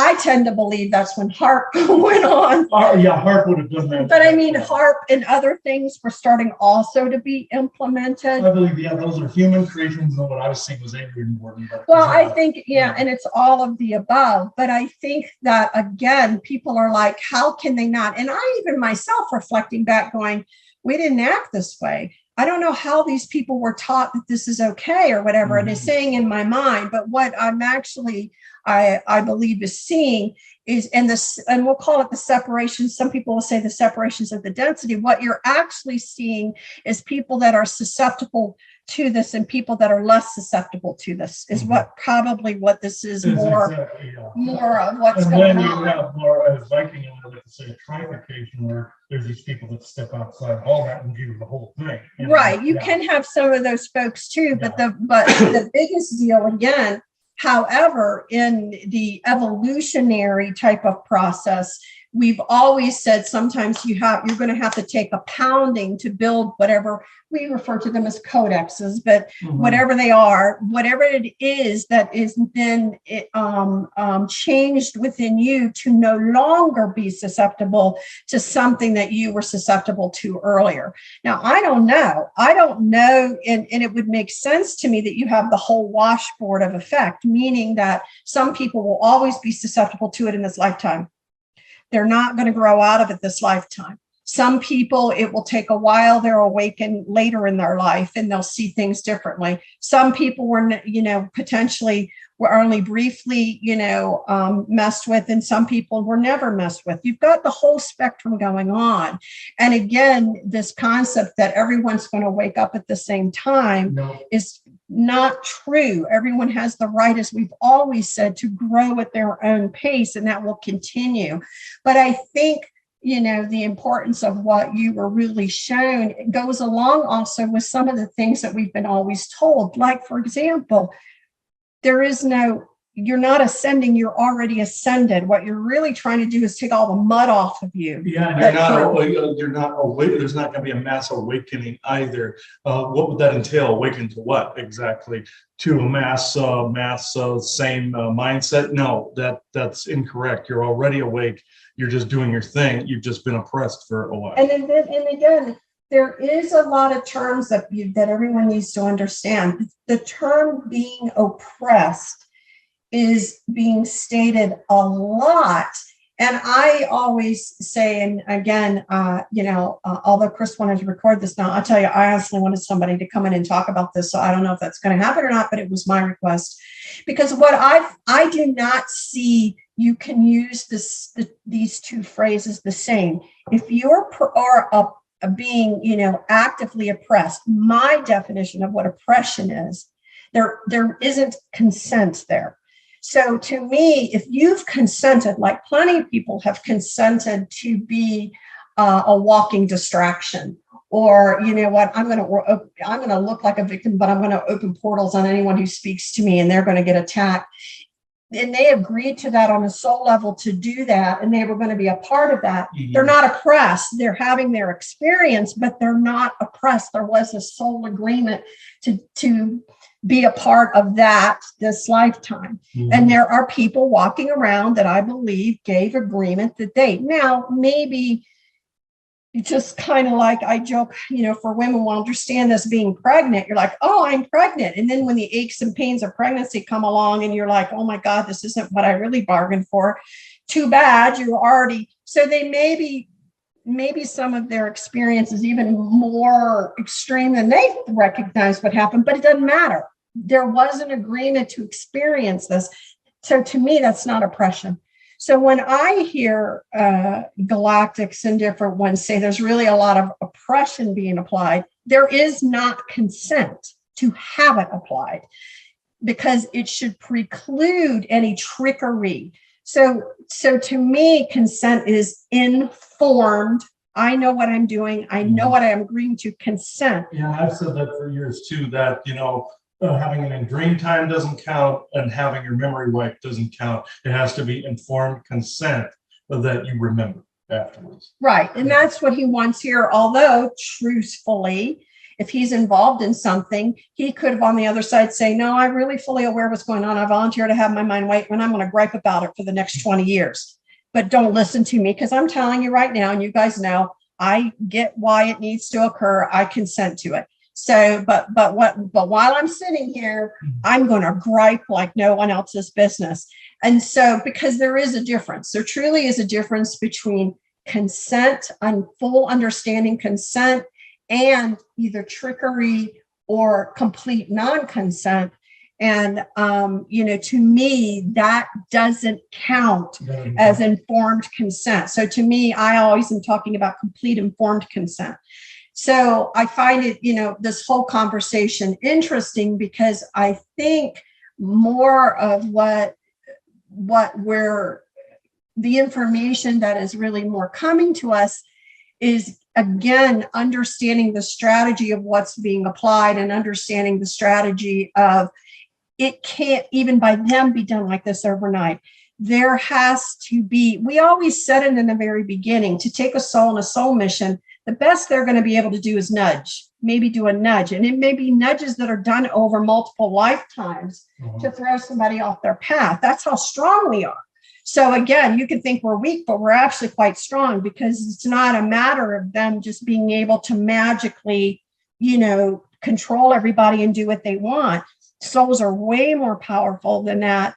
And, so right now, what we feel, again, part of our lane is to help put this information out there so that knowledge is power. And if you can understand, then you may not be as susceptible to some of the things that are going on that are being attempted to even lead you off your path. And I say this very strongly because there is not a human walking this earth that is beyond being, susceptible to some of this. Even the beings that come down, if they step foot on this earth, they got their armor on. If they had their armor off, it doesn't matter if they're a fifth dimensional being, they would be then being susceptible to this. So this is some pretty hardcore stuff. Oh yeah, I see beings in suits with protection rings, and amulets and all this other stuff, that are incredibly potent. It puts a shield around them. I see that literally with nearly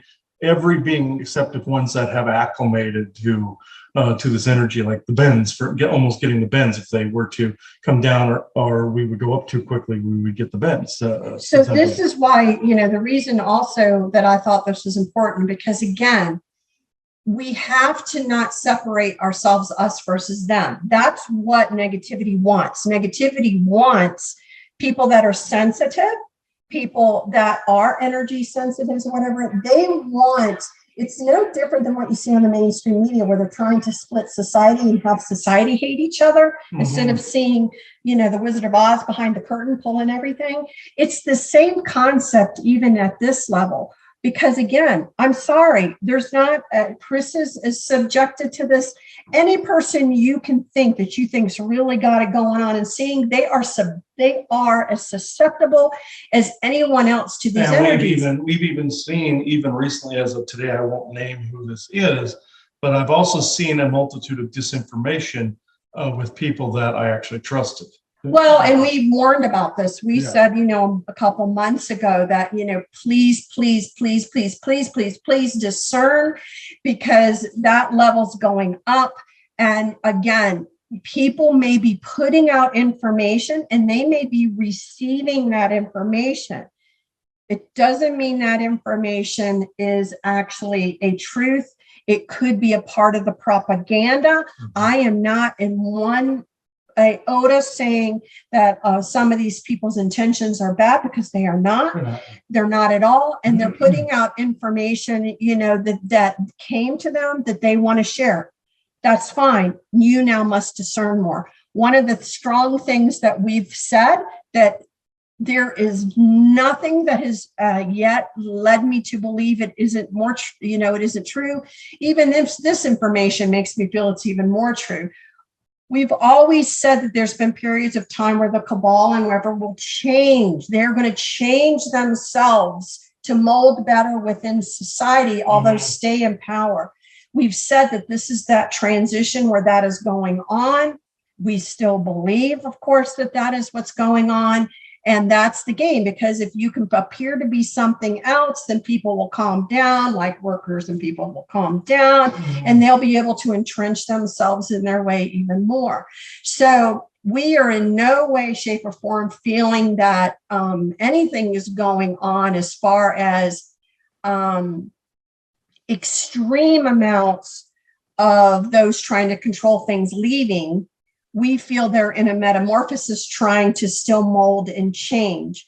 So it would be to the advantage of someone trying to mold and change to let others think that they were disappearing and that, yay, they've won, because they're going to remold themselves now into a way that makes you feel nice and comfortable, but they haven't gone anywhere. We've said that a lot of technology and a lot of cloning and a lot of things have advanced to the point where some of these beings are going to look way more human-like, and you're not, what if you now had a complete and utter Draco soul looking like a human walking? Does it mean the Draco disappeared? Well, if you're looking for an alligator, then the Dracos are gone. Woo! They're gone. But then the Orions then integrate into human bodies, essentially. And a lot of that they have been working on to see how can they integrate and do different things like that. So these kinds of things are, from our understanding, are going on.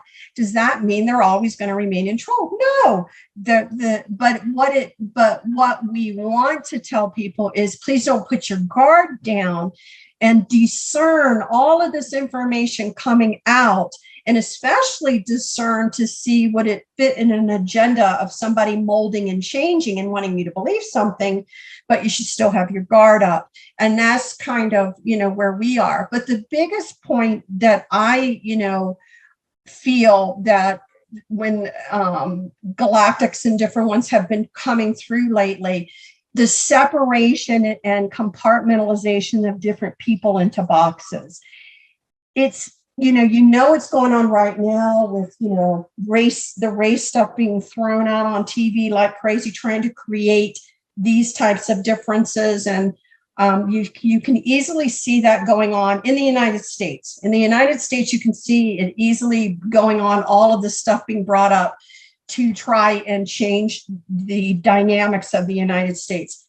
On a day-to-day level, even on and again, if the metaphysical world was infiltrated, which yes, it was. From day one, everything is infiltrated. You have to understand that.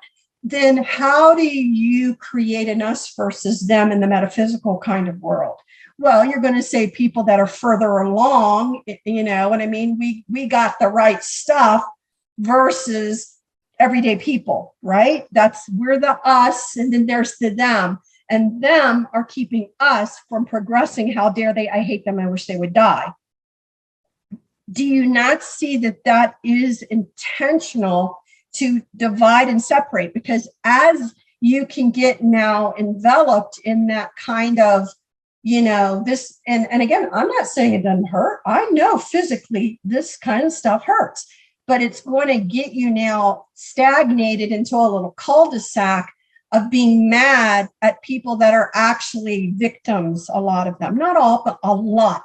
And if 80% of them are victims, that's a lot. And then there's going to be a few in there, like in a crowd, like say if somebody was being executed or hung or something like that in the past, there's always somebody in the background going, hang him, burn him. Right. That's going to be the one. The other, integrated, the other 20% that maybe Yeah. you're like, you're one of them, but don't, it's like throwing the baby out with the bathwater. And again, how did this occur that they were so susceptible? It appears that it's been going on for decades, prepping people, priming people, changing them on a neurological level, changing them on a cellular level to when this moment occurs, that they're going to more follow along lockstep and not be able to comprehend what seems so easily to see to others. Mhm. That's why, again, some of the galactics are you're wasting your breath. Now, but does that mean all is lost? No, it doesn't mean that at all. And again, this is knowledge is power kind of moment, but we cannot or should not or should see that and understand that enough in ourselves that we recognize our own triggers, so that you may have, yes, somebody that's making a beeline to you that's been programmed to come bother you. Fine, that's happening. But does it happen all the time? And what you're going to find is that you've started focusing on the 5% when it does happen versus the 95% when it doesn't. And that's a part of the hook as well, because if they can get you to focus on the 5% of the time when it's happening, you're now going to start co-creating more of it to irritate yourself, and more they are going to use your energies against you to start creating more of it, so that you now say, no, it's growing and growing, and not realizing that you gave it energy yourself. They must rely on some of your co-creative energies. Mhm. So you have to remember, focus more and give energies to those things that are positive, that are growing. Ignore or just quickly let yourself bypass. But why are you reacting? Because you're susceptible to the energies too. And these energies are driving everybody crazy, where, a splinter is my finger needs to be amputated. That little bit of pain, now my whole finger, I need to chop my finger off. That's really what's going on. And everyone is susceptible to it. So I have to kind of, again, try to always encourage people to focus on those positive things and the positive contributions that you're making, and then just let it go. Let whatever incident you find yourself in, again, there may be a moment where you have to assert yourself. I'm not saying that, but remember that there's a line, and for the love of God, don't become violent, but defend yourself if you need to. And, just allow that moment in grace to pass, and it will pass quicker if you do not give it any energies at that moment. It really will. But it's hard. And you agree with me. I'm not talking about something that's easy to do. I'm saying this is actually hard in the energies that we're in. But I do feel that, if you can do that, and again, it will become easier to do once you really can bring into your mind the bigger picture of what's going on. Also, there was something I was on that meeting called to bring up. This was something that was brought up by our guest on the Interstellar Council yesterday, about how these forces are morphing from one thing into another. And now, by knowing this, by speaking it, by understanding this, it is actually starting to prevent some of these things from taking place, because it is actually spreading. And also, standing outside of all of this, standing outside what I call the prize fight. You got the cabal and what I call cue ball. You have all of that going on. It's no different than there's this scene in the one of the newer Star Wars movies where you see a hologram table being presented, where you have the remnants of the Empire, which is First Order, and then you have the remnants of the Rebellion.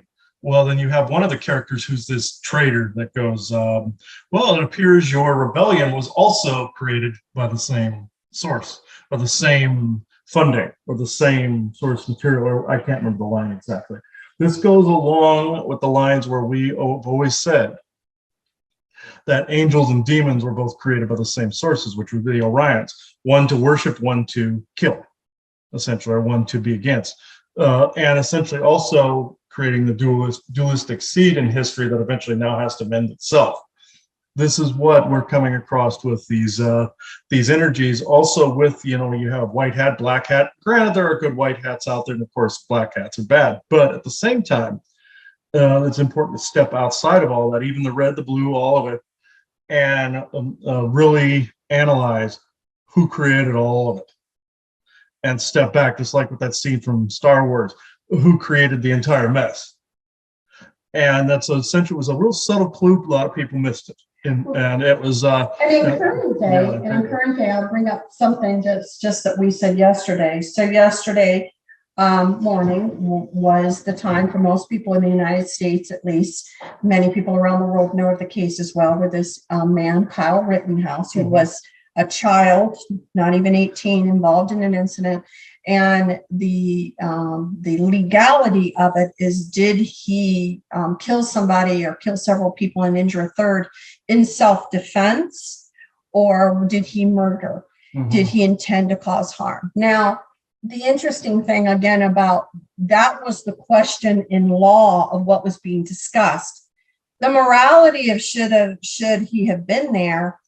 Should he have really involved himself in that, or should this, this other conversation has to be set aside? That wasn't the question in law. That wasn't what was being adjudicated.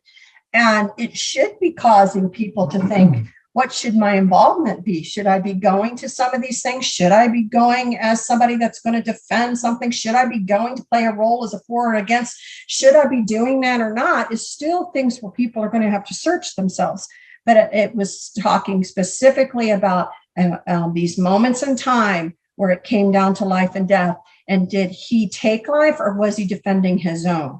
So if you watch the mainstream media, everything else is going to be brought up other than what the trial was about.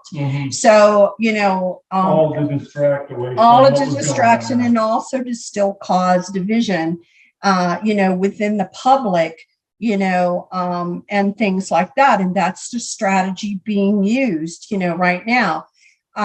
So the interesting thing after the verdict was read, and we were watching just a little bit of reporting afterwards, watching by camera the courthouse and whatever, and commentators. A very, interesting thing was said. One of the people before the verdicts outside was saying, if you're on the streets, right, after 7 p.m., you are actually not a part of this community, because this community is going to be where it needs to be at 7. So if you are on the streets of Kenosha after 7 p.m., we all know that you are not a part of our community and you've come in here. And it just so happened that the reporter said it was their understanding that people had been flown in to be there because they needed to be there. Well, the interesting thing, and they didn't say why they were there, but I thought, who has the money to be flying themselves to Kenosha to be there for this? And then what are they going to do for the rest of the day? They're who you call crisis actors. They're hired by some of these different corporations, cabal, any of them, to be there either on the for or the against, sometimes to cause this. So again, I thought it was interesting, because I was like, well, that's interesting, because she just said it as an aside. And I'm like, this is actually the big deal. Who's flying them in? Who is contributing? I bet you the majority of these people being flown in, they don't have the bucks to do it, right? Or if they did, they're coming with their own security. but so who would be trying to put themselves in the midst of all of this? And as we know historically, from the past year and a half, that there have been some very influential people that have been shown to be the ones that are flying certain people in to be a part of certain things for certain types of agendas. So I just thought that was it. That's now, again, who's behind it, who's behind the scenes, as you were just saying. And that was kind of slipped out of a reporter's mouth. And I thought that's a very key thing you're saying That's a right very there. key thing. No one else said anything about it. It was just kind of thrown out there. And I thought that's probably one of the key pieces right there that needs to be expanded upon. But of course, no one will be willing to expand upon it in the media that I saw. Oh, So- yeah, I saw that too, where it was just something that was very, just subtly slipped out and information was ended up being told. 100% true. Right. Yeah. And it was, again, it's kind of like the information will be told. And then, are you smart enough to figure it out or It not? slips in, the true things slip in like that. They'll try to slip in a bunch of BS and try to distract you, but that was that one light of truth that was in Right. That was very meaningful to bigger plans. So that's, kind of everything I wanted to talk about. I don't know if there is anyone. There've been a lot of distractions, I've noticed. There's a bug that's been pacing around the house a couple of times, but I'm not sure what they're trying to block from being said that's left. Usually when they pull this crap, it's when they're trying to block another part of the conversation being said here. So I'll get rid of this numbnut here and see if there's anybody behind him. Trying very, very hard. The insectoids have been fairly prevalent lately, but at the same time, our military has the ability to take that form as well. So I'm gonna get rid of this guy, and then we'll see if there's anybody behind him that they're blocking. Okay, it was a big green and yellow insectoid. It's kind of like if you had a house plant that maybe didn't get enough sun, and there were elements of it that are speckled with brown and yellow, but mostly green. That's how this guy looked. He was a mantid look. And they've been quite annoying lately. So let's see. It's been many years since they've been this very annoying, but they've been very annoying. So I know there was somebody else trying to cut through this mess. The energies of Earth energies themselves today are fairly placid, aside from the horrid stuff I was talking about earlier. Put that in a separate category. Put Earth and that in a separate category, because that was a generated energy that bombards. Earth energies can be calm on their own. So that's because I didn't have to put a thing on my chest today, so I'll do this. Silver is a good one to keep them out here. So they like to attack the thymus anymore and bring down the immune system. And they were the ones that I saw years ago, at least 4 or 5 years ago, putting things in people's chests and immune system. And then eventually there's these little triangles that would reflect and refract people's energies back in on itself. And it lowered their immunity to the point eventually 5G activated. And then you had the thing with COVID shortly after. So it built up to that point. And these guys are one of the main parties responsible for this. So at least disguised as this. So let me see here. I know there's somebody trying to cut through these dipshits. So let me. Come on, where are you? Isaac, can you part the seeds, please? There we go. There we go. Thank you. There we are. Yeah, there was somebody trying to close like a cellophane layer around the house here, and it's being burned away. So usually when they do this directly and this desperately, it's something they don't want said. So okay, friend, whoever is, yeah, you can kill that thing, whatever that is. Oh, you're just gonna put a bag around it. Okay. Oh, there are. Man, they're getting my ear to ring. All right. They got me into almost feeling like really creepishly sleepy before this happened too. The insectoids love to use sleepy fields and dampening fields. So okay, anything that is not a negative insectoid that's positive, please step forward. I know that's a dualistic idea, but you get my understanding. Even some of the beings from yesterday that I spoke to would be welcome, as long as you're benevolent. There goes the energy. There we go. Up. There we go. Well, okay. There we are. The glass ceiling broke. There we go. I just felt it go, and that was it. And whatever they broke looks like snow being pushed away or burned away. Like if you burn a piece of paper and it or the leaves. Okay, hello, friend. Who's present? It's hard to hear you. Okay, you're going to have to prove who you are, please. I'm getting bad vibes here. I'm getting also a very narrow conduit as well. I know, and there's a sense of urgency, but I have to identify you. So if one representative could please step forward, that is of benevolent nature. Okay, female, yes, yes. I'm having trouble recognizing it. Oh, whoever this is making fun of your sunglasses. So, okay. Oh, she says she's imitating Stevie Wonder. Okay, yeah. Okay, now we got somebody. All right. Who is this, please? Did I speak to you yesterday? Yes. Is this the Venusian lady, Doris, or is this one of our lady friends? She said, "Oh, it's Vessa, dumbass." Okay, all right. Let's see. All right, yeah, but I'm having trouble here. So, oh, keep that right there. Okay. Yeah, silver in round form like this. I noticed an amulet form, even putting things in resin and hanging it on you, or have it on a hat or something like that, seemed to be working very well. Very, very good for the thymus. Amber, frankincense, and myrrh and iron right there seem to magically block that from happening. So let's see here. Okay. Some negative being in the background told me to shut up. I was saying that, I'm like, no. All right. Okay, why is the conduit so narrow? Why? You had a much broader one yesterday. It is as it is. Okay. All right, I can't hold that up while I'm doing this, so. All right, pocket, okay.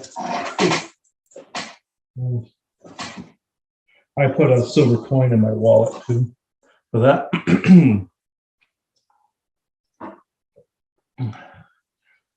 You ladies seem to be very prevalent lately. You were around yesterday too.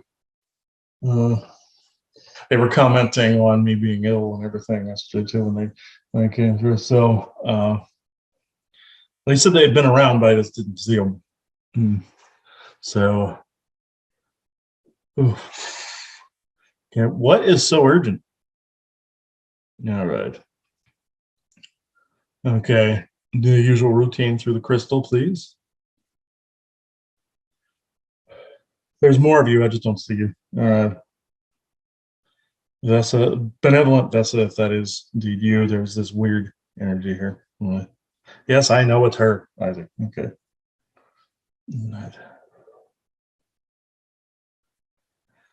Through the crystal, not my brain, please. All right, easier without hat. Okay. See, Shungite can block two ways, just to say. So can orgone pieces. They can block all things at times. All right.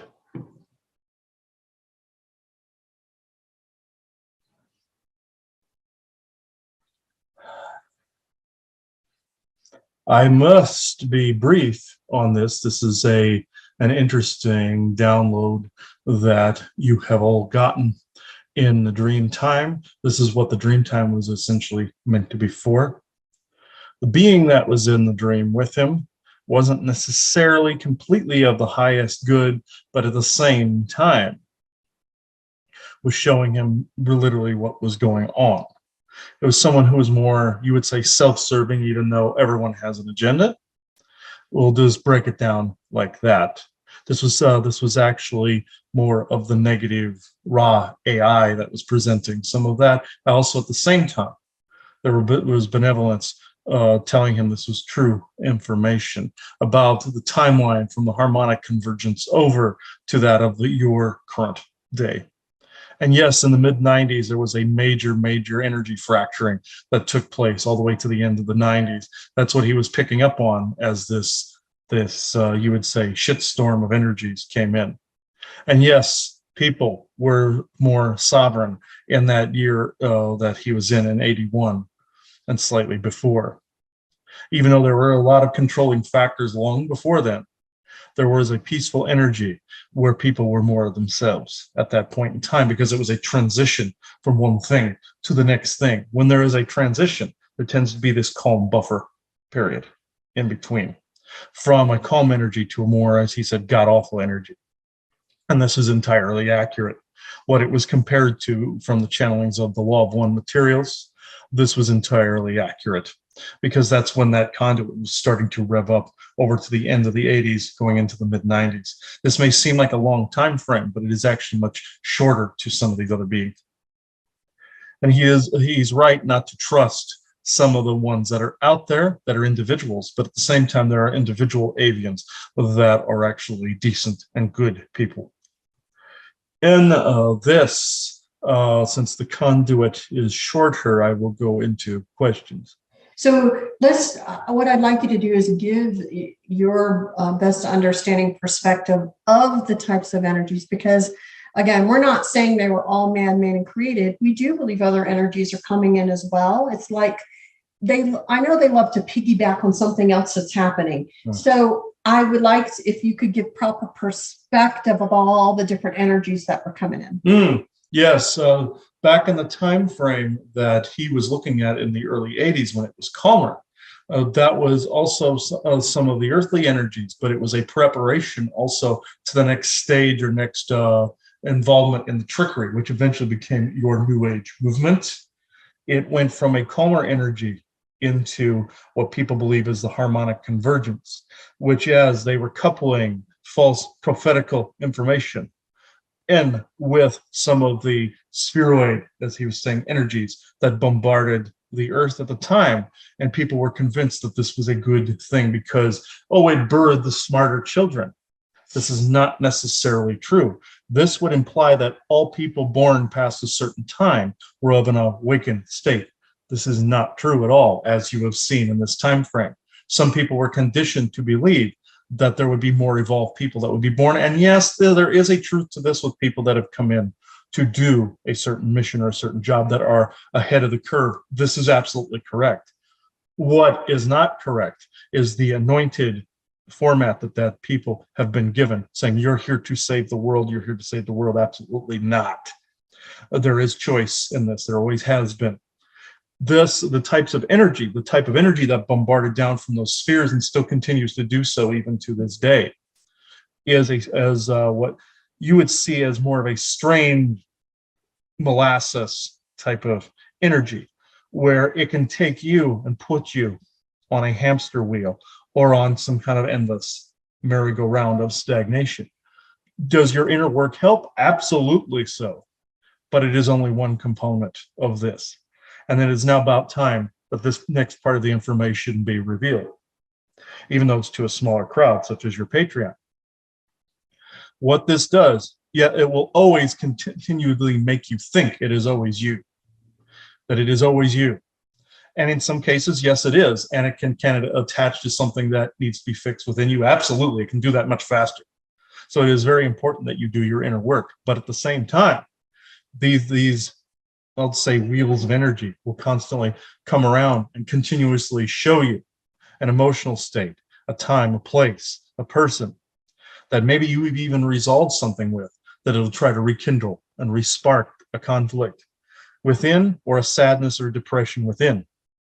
It is not a disorder, it is not a disease, but it became as such in history. As the more it bombarded the brain and changed the chemicals, the more some of these depressive diseases were born, and schizophrenic type of diseases were born. More so, even though there was things that existed before the 80s and 90s, that would be idiocracy not to say such, things became more and more advanced. It became as if more health conditions came into play that involved the mind.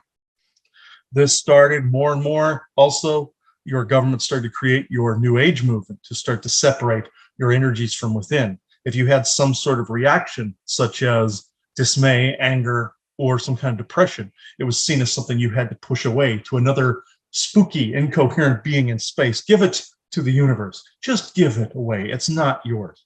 Wrong. Your feelings are your own. The ones that beings implant in there are not, but they are pulling off of something that is. just like what was said in one of your Star Trek movies, as by your Captain Kirk, he said his pain was his own and he would not have it separated from him. He was more in a sovereign state, you see, in that even though you deal with your pain and it dissolves, or not, some demons are with you forever, just like with your Kyle Rittenhouse. There's some things that will be with him forever until the day he leaves this planet. He was here to bring light to some of these situations as well in his own way. This is why he did what he did, seemingly stupid actions, which characterized and built up to what actually happened, showing the overall breadth of what happened with some of the actors that were in place and some of the bad players, let's just say, that are in place, that cracked that fissure open just a little. And that's what he was here for, to open that door, to get somebody's foot inside of it. That part of his job is finished, but not everything, of course. But back to these particular energies. They were causing these fields of dismay, meaning that, yes, I am getting disrupted currently. Apologies. The field would make you always think that it was always you, that it was always something you needed to correct about yourself, and in some cases, absolutely true. I want to reemphasize that again. It is not always about you. That, of course, with the messages, as what they were saying, it's not always about you. It is it's sometimes about a whole, or it is about yourself. In this instance, your own inner work is yours, but if it keeps going on repeat, it is not yours. It is always something from the outside. It is these molasses, we'll just call it, like waves that are coming in to slow things. In other areas, things are speeding up. You're seeing things speed around you, like your life is slipping away. That's also part of it as well. It is also the feelings of worry that you're wasting your life and things are slipping away from you. It is creating more of this. They're hoping that you create more of this hamster wheel effect and then feed it back to them and empower this. If you could see this energy firsthand coming from these spheres, it would almost have like a coffee, molasses, syrupy like appearance to it. Not black, it would have more of a brownish appearance. Think of it like mud, etheric mud is what these spheres are generating in order to also claim the space around it, because this is what the energies they require as well. They want to convert the known space and the known planet. Well, it's an interesting thing because it actually goes back to that other dream that I was having where, I was saying people were getting sick and the black stuff came to the ground. But if I had to also describe that, it was mud. It was this black muddy, which I felt had nanites in it too. Yes, Nanite, black goo is the musty same stuff. as this. Yeah, do you agree? Because it's kind of all of the same. That energy can affect people in a multitude of ways, including leading to dis-ease, illness, things like that as well, if you're in a susceptible state, I guess.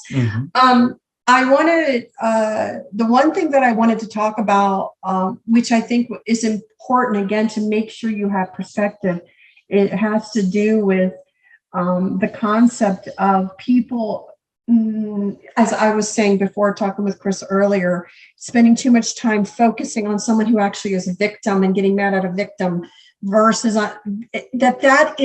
that's in play. I think it is in play to frustrate people that are sensitive to energies and can see energies that they need to have somebody to blame, and they want you to have somebody to blame other than the ones that are doing it.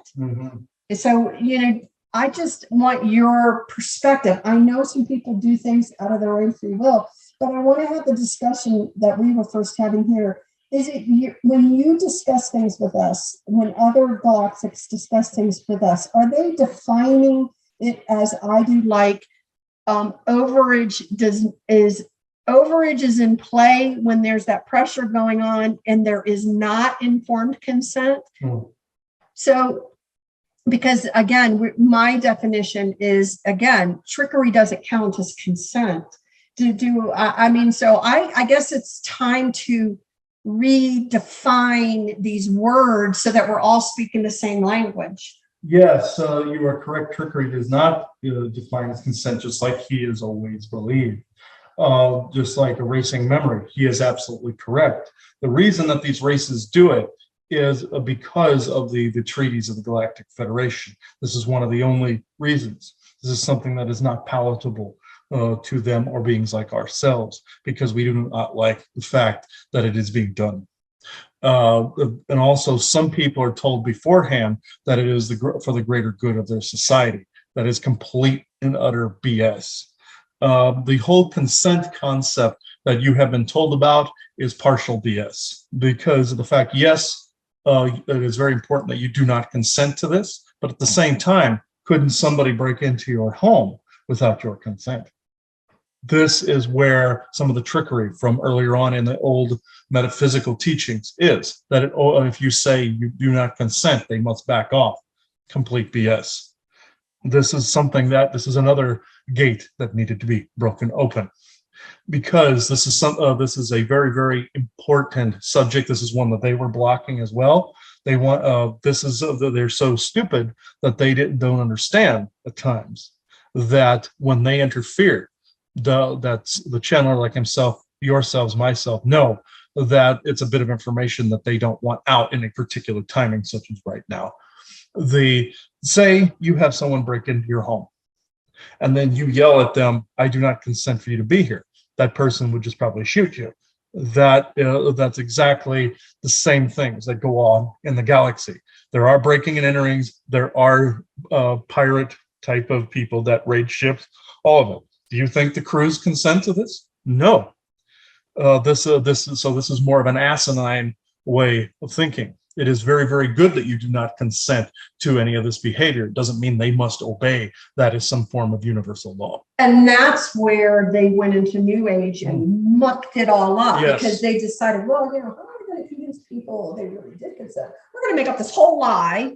And we're going to basically say that, obviously there's a mirror going on and there's something you need to see or whatever, because it doesn't happen because you have universal free will. And if you say no, it can't happen. So if it's happening, it must be because somewhere along the line, there's something here that you must learn.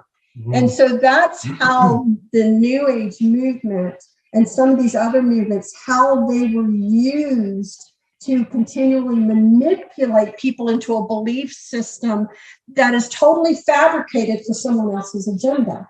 So the truth is, overage does occur. And again, it's been happening a lot.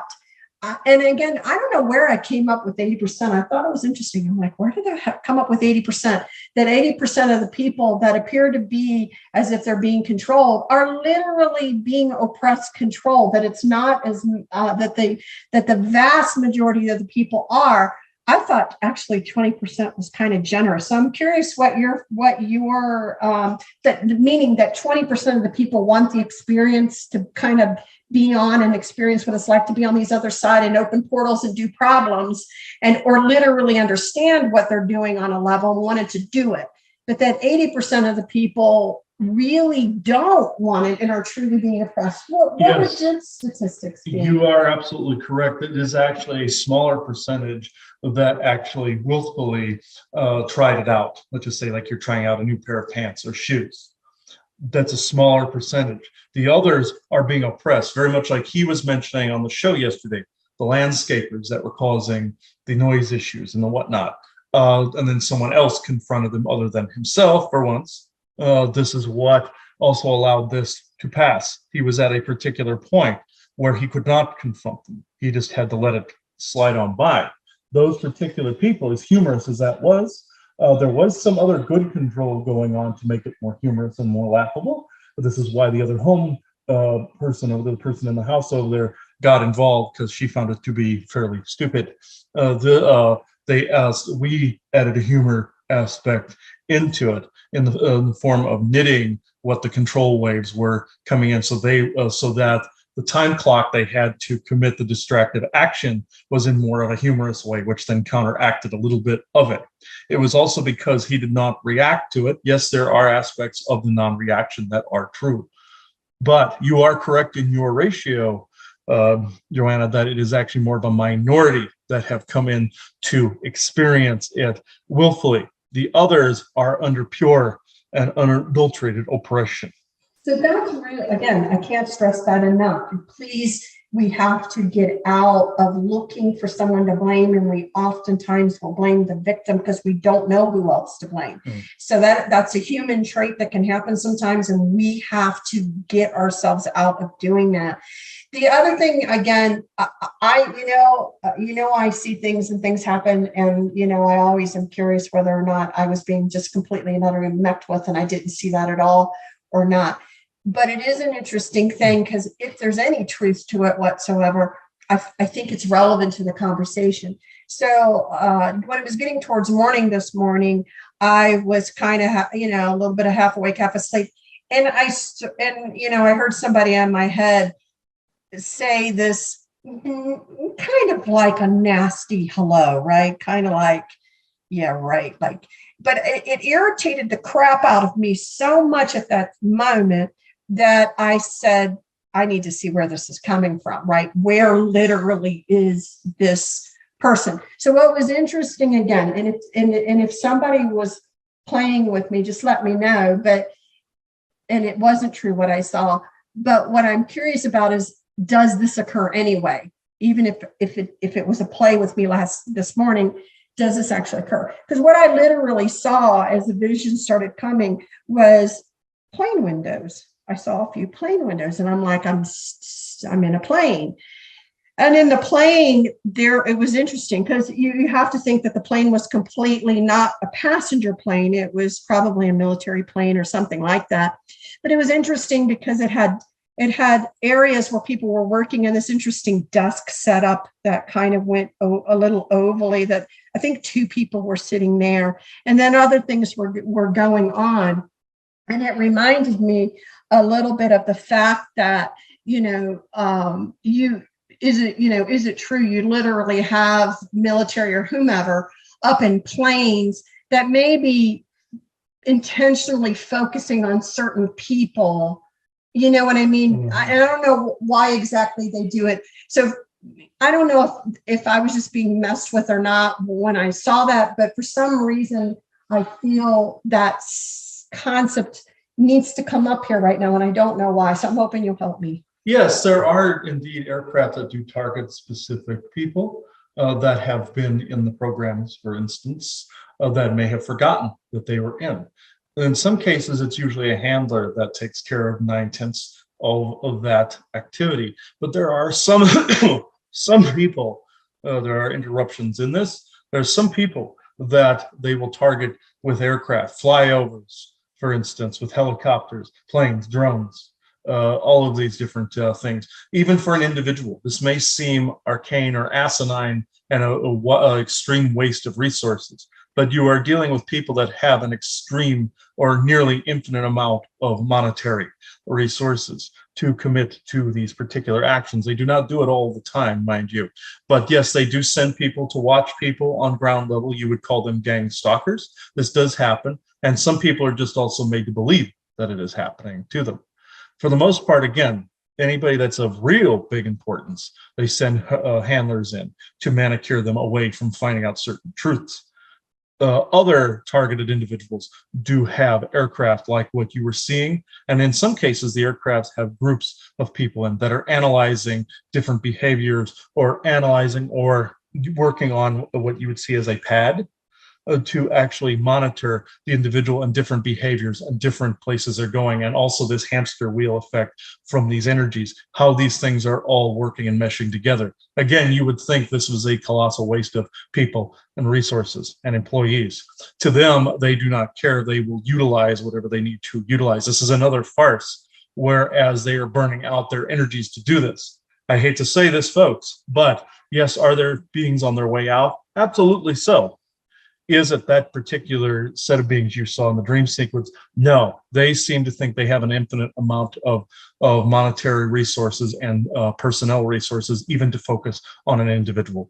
Which is very interesting, because to think that that's the type of resource they would have to use goes to show that it ain't that easy for them. Mm-hmm. Because, they may be like, oh, I got plenty of resources, I'm going to do this or whatever. But the fact that that's how they have to do it it goes to show that they are not this omnipotent evil side either, because look what they're having to do to try to collect even information off people. So I think, to me, what it says is that they're not able to monitor everyone 24/7. They're not able to do that. And so, but they want you to think they are, because they love it for people to have that paranoia. So they want people to have these types of paranoia because it keeps them, again, still circling, cul-de-sacking, because now they're all just paranoid about who's watching them, instead of just saying you're monitored every now and then. Get over that fact and live your life, because that in itself is a cul-de-sacking type of. And this is also an interesting point to bring up. People are monitored online 24/7, even through artificial intelligence means that invade their dreamscapes and pull the thoughts out and put them on your Facebook, for instance. There are no safe technologies that you can use to block this other than what you guys have been creating, you see, to block a lot of this. This is also why you get the extra attention, is because of your devices, you see, to try to hone in easier on a particular target. You may think, well, they already know where we live. Why are they going through this elaborate dance or song and dance? Well, it's because they choose to operate stupidly like that, in that particular respect. So anybody watching this now or in the future, just know that you are always monitored within that particular ether, either by alien forces or by governmental. Not 100% of the time. They don't have the capability of being omnipotent. They have the capability of appearing like they are omnipotent. It's more of an act. But no, your computers and your phones can monitor those same actions from a distance. So they can then collect that data later on and check it out. They are not always have eyes on you, like remote viewers. A lot of them are data collectors, even some of the children ones. They can't get everything, but they can collect little snippets and put it together like a puzzle. Well, this is also how they are doing this. This may seem really stupid and non-productive, but this is also how they've been gathering information for quite some time, because they're having to do this for a lot of people. They cannot. This proves they cannot monitor 100% of the time, because of the fact that they're having to spread their resources. But remember, they still have a nearly infinite amount of money and an infinite amount of resources that they can pull from other people. Sometimes they abduct them to use them as those particular resources. So you're also fighting targeted versus abducted, as he likes to say. Those are victims of the process as well. So some of the people that he has also been firing pot shots at, as far as remote viewing goes, are some of these victims as well. They hope that people go against each other, just like on street level, with that very same programming, very much like the person he spoke about in the hotel room that had to duck people. It's the very same set of circumstances where even if these people don't know you, that programming drops into them. People like to call this the Mr. Smith program, based on the Matrix movie, where it drops into them through their crown or up through the floor or in through their back and takes them over. And that programming, and also those remote viewers or whoever wants to possess that person, will recognize you and harass you. Sometimes it's the people, most of the time it's the programming. This is what was going on with the people outside yesterday that were acting very, very stupidly. The same with the ones in Nebraska that he encountered. It's the very same thing. And also at times people have been saying it seems not to lose pace.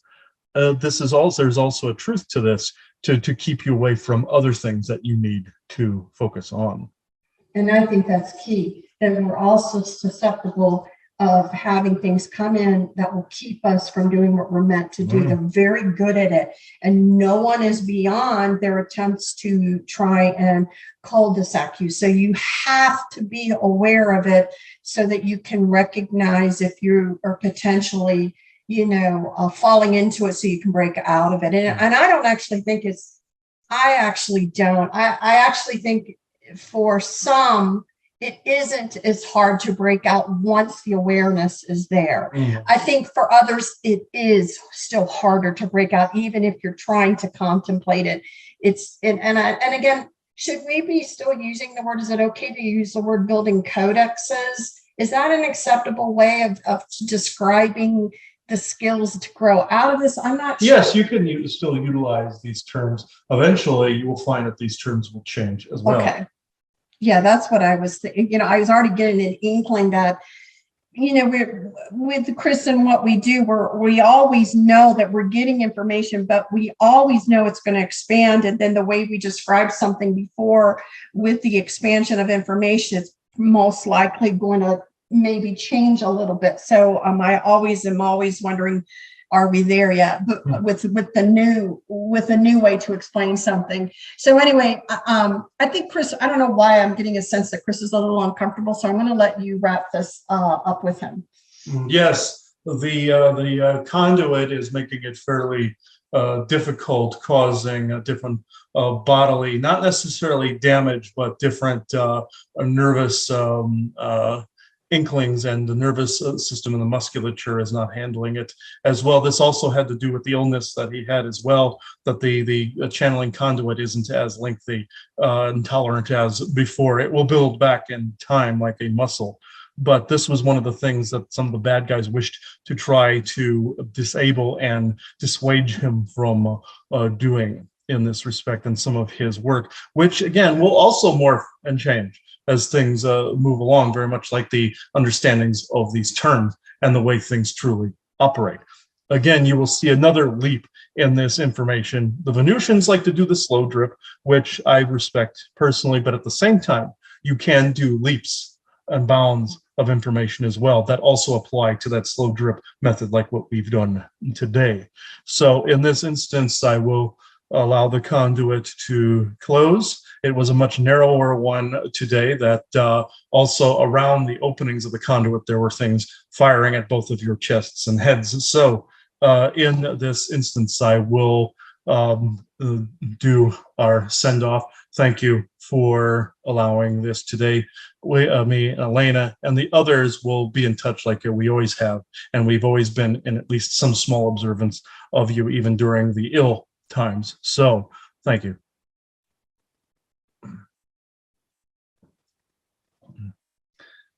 Yeah, it's fairly uncomfortable, actually. It's like Yeah, you were like very fidgety. yeah, it was my left arm was starting to go to sleep and everything, so I had to hang my left arm over, or I had to do this with my hand, and it was starting to swell around my ring hand here really hard. But it was like the energy was fairly uncomfortable trying that. It was the conduit was, if I could describe how they do this, it's kind of like a cone, and it's the cone tends to do this kind of clock move as it closes like this, and then it sucks in and then closes. That's how the people of Ver were trying to get to us at one time during the rainstorms and everything. It was a narrow one. This one was like maybe the size of a softball, where it was slowly kind of doing this. And that's what they mean by the conduit, is they're attempting to kind of match it with some of the energy revolutions. And they have per each day or each moment, sometimes they have to align it smaller or larger, depending on what the energies are doing. And it was only like here. That's why it was uncomfortable, because around the event horizon of this, you had other things going boom, boom, boom, boom, boom, trying to disrupt it. So that's why, when you do channelings and stuff like this, it's sometimes on one day it's not as good, and on some days it's phenomenal. So that you can go a lengthier period. Some days it appears the downloads never end. Oh, and some days it appears like nothing's ever going to come through. So it's like that. So anybody doing this work, if they say they can do this completely on a whim every moment of every day, they're full of it, because it's based on how the energies are on a particular day or a particular moment. Can I, when the beings around, couple and discouple very quickly? Yes. Some people have questioned me on that before, how I do it so quickly. It's just how I was wired. Well, you've got now. You've improved the timeliness of this over time. Yeah, and where I could operate. Yeah, it took a lot. It took longer before. Yeah, and also I have a bit of wiring that's slightly different as well. So, they for whatever reason they're having to deal with something. It's fairly disorienting, actually, and it's very tiring energy. Even though I was ill, and that's what caused some of the tiring, there is a tiring, very slow, progressive like dampening, like rolling energy field that is very, very toxic. And it is just very toxic. I'll probably have to burn some incense or do something outside or something like that to break some of this up. But it's today is one of those days that channeling probably wasn't completely advisable, but there was a small window. So if you see me at an event or anything like that, or us at an event or something, and you see me not do anything like I've done in the past, it means the energy sucks and I can't do it. Or if I'm in a dense area and can't do sessions or something like that, that's the reason. It means the energy sucks too much for me to be able to do it. And some people think I can just clear it at the snap of a finger, because I do sometimes that in sessions, and that's not necessarily true. Sometimes it takes much more extensive work, like a property we cleared that was satanic in nature. It required boots on the ground, more extensive work to reknit those energies and get the earth energies to retake over. It's not always as simple as like Q on Star Trek one like that. It's not. It may appear that way from your people's end, but it's not from mine. I'm actually doing a lot of work simultaneously and doing all this multitasking in the background while I'm talking to people. So I just wanted to put that out there as well. So I believe, do you have anything else to add? No. I think we're good at the end of the recording, because we've gone over about an hour and a half. So I don't think we dated this. okay, yeah, today's date is 11/20/2021. That's where some of this harsh energies come from. But at the same time, we got those downloads to come through this morning. So I think we can end this here. Thank you for watching this discussion with me and Joanna, or I should say Stevie Wonder over here with the glasses, or Ray Charles, whichever you prefer, whichever era you're from.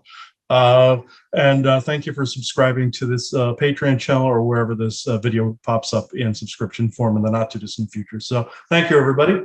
Bye-bye.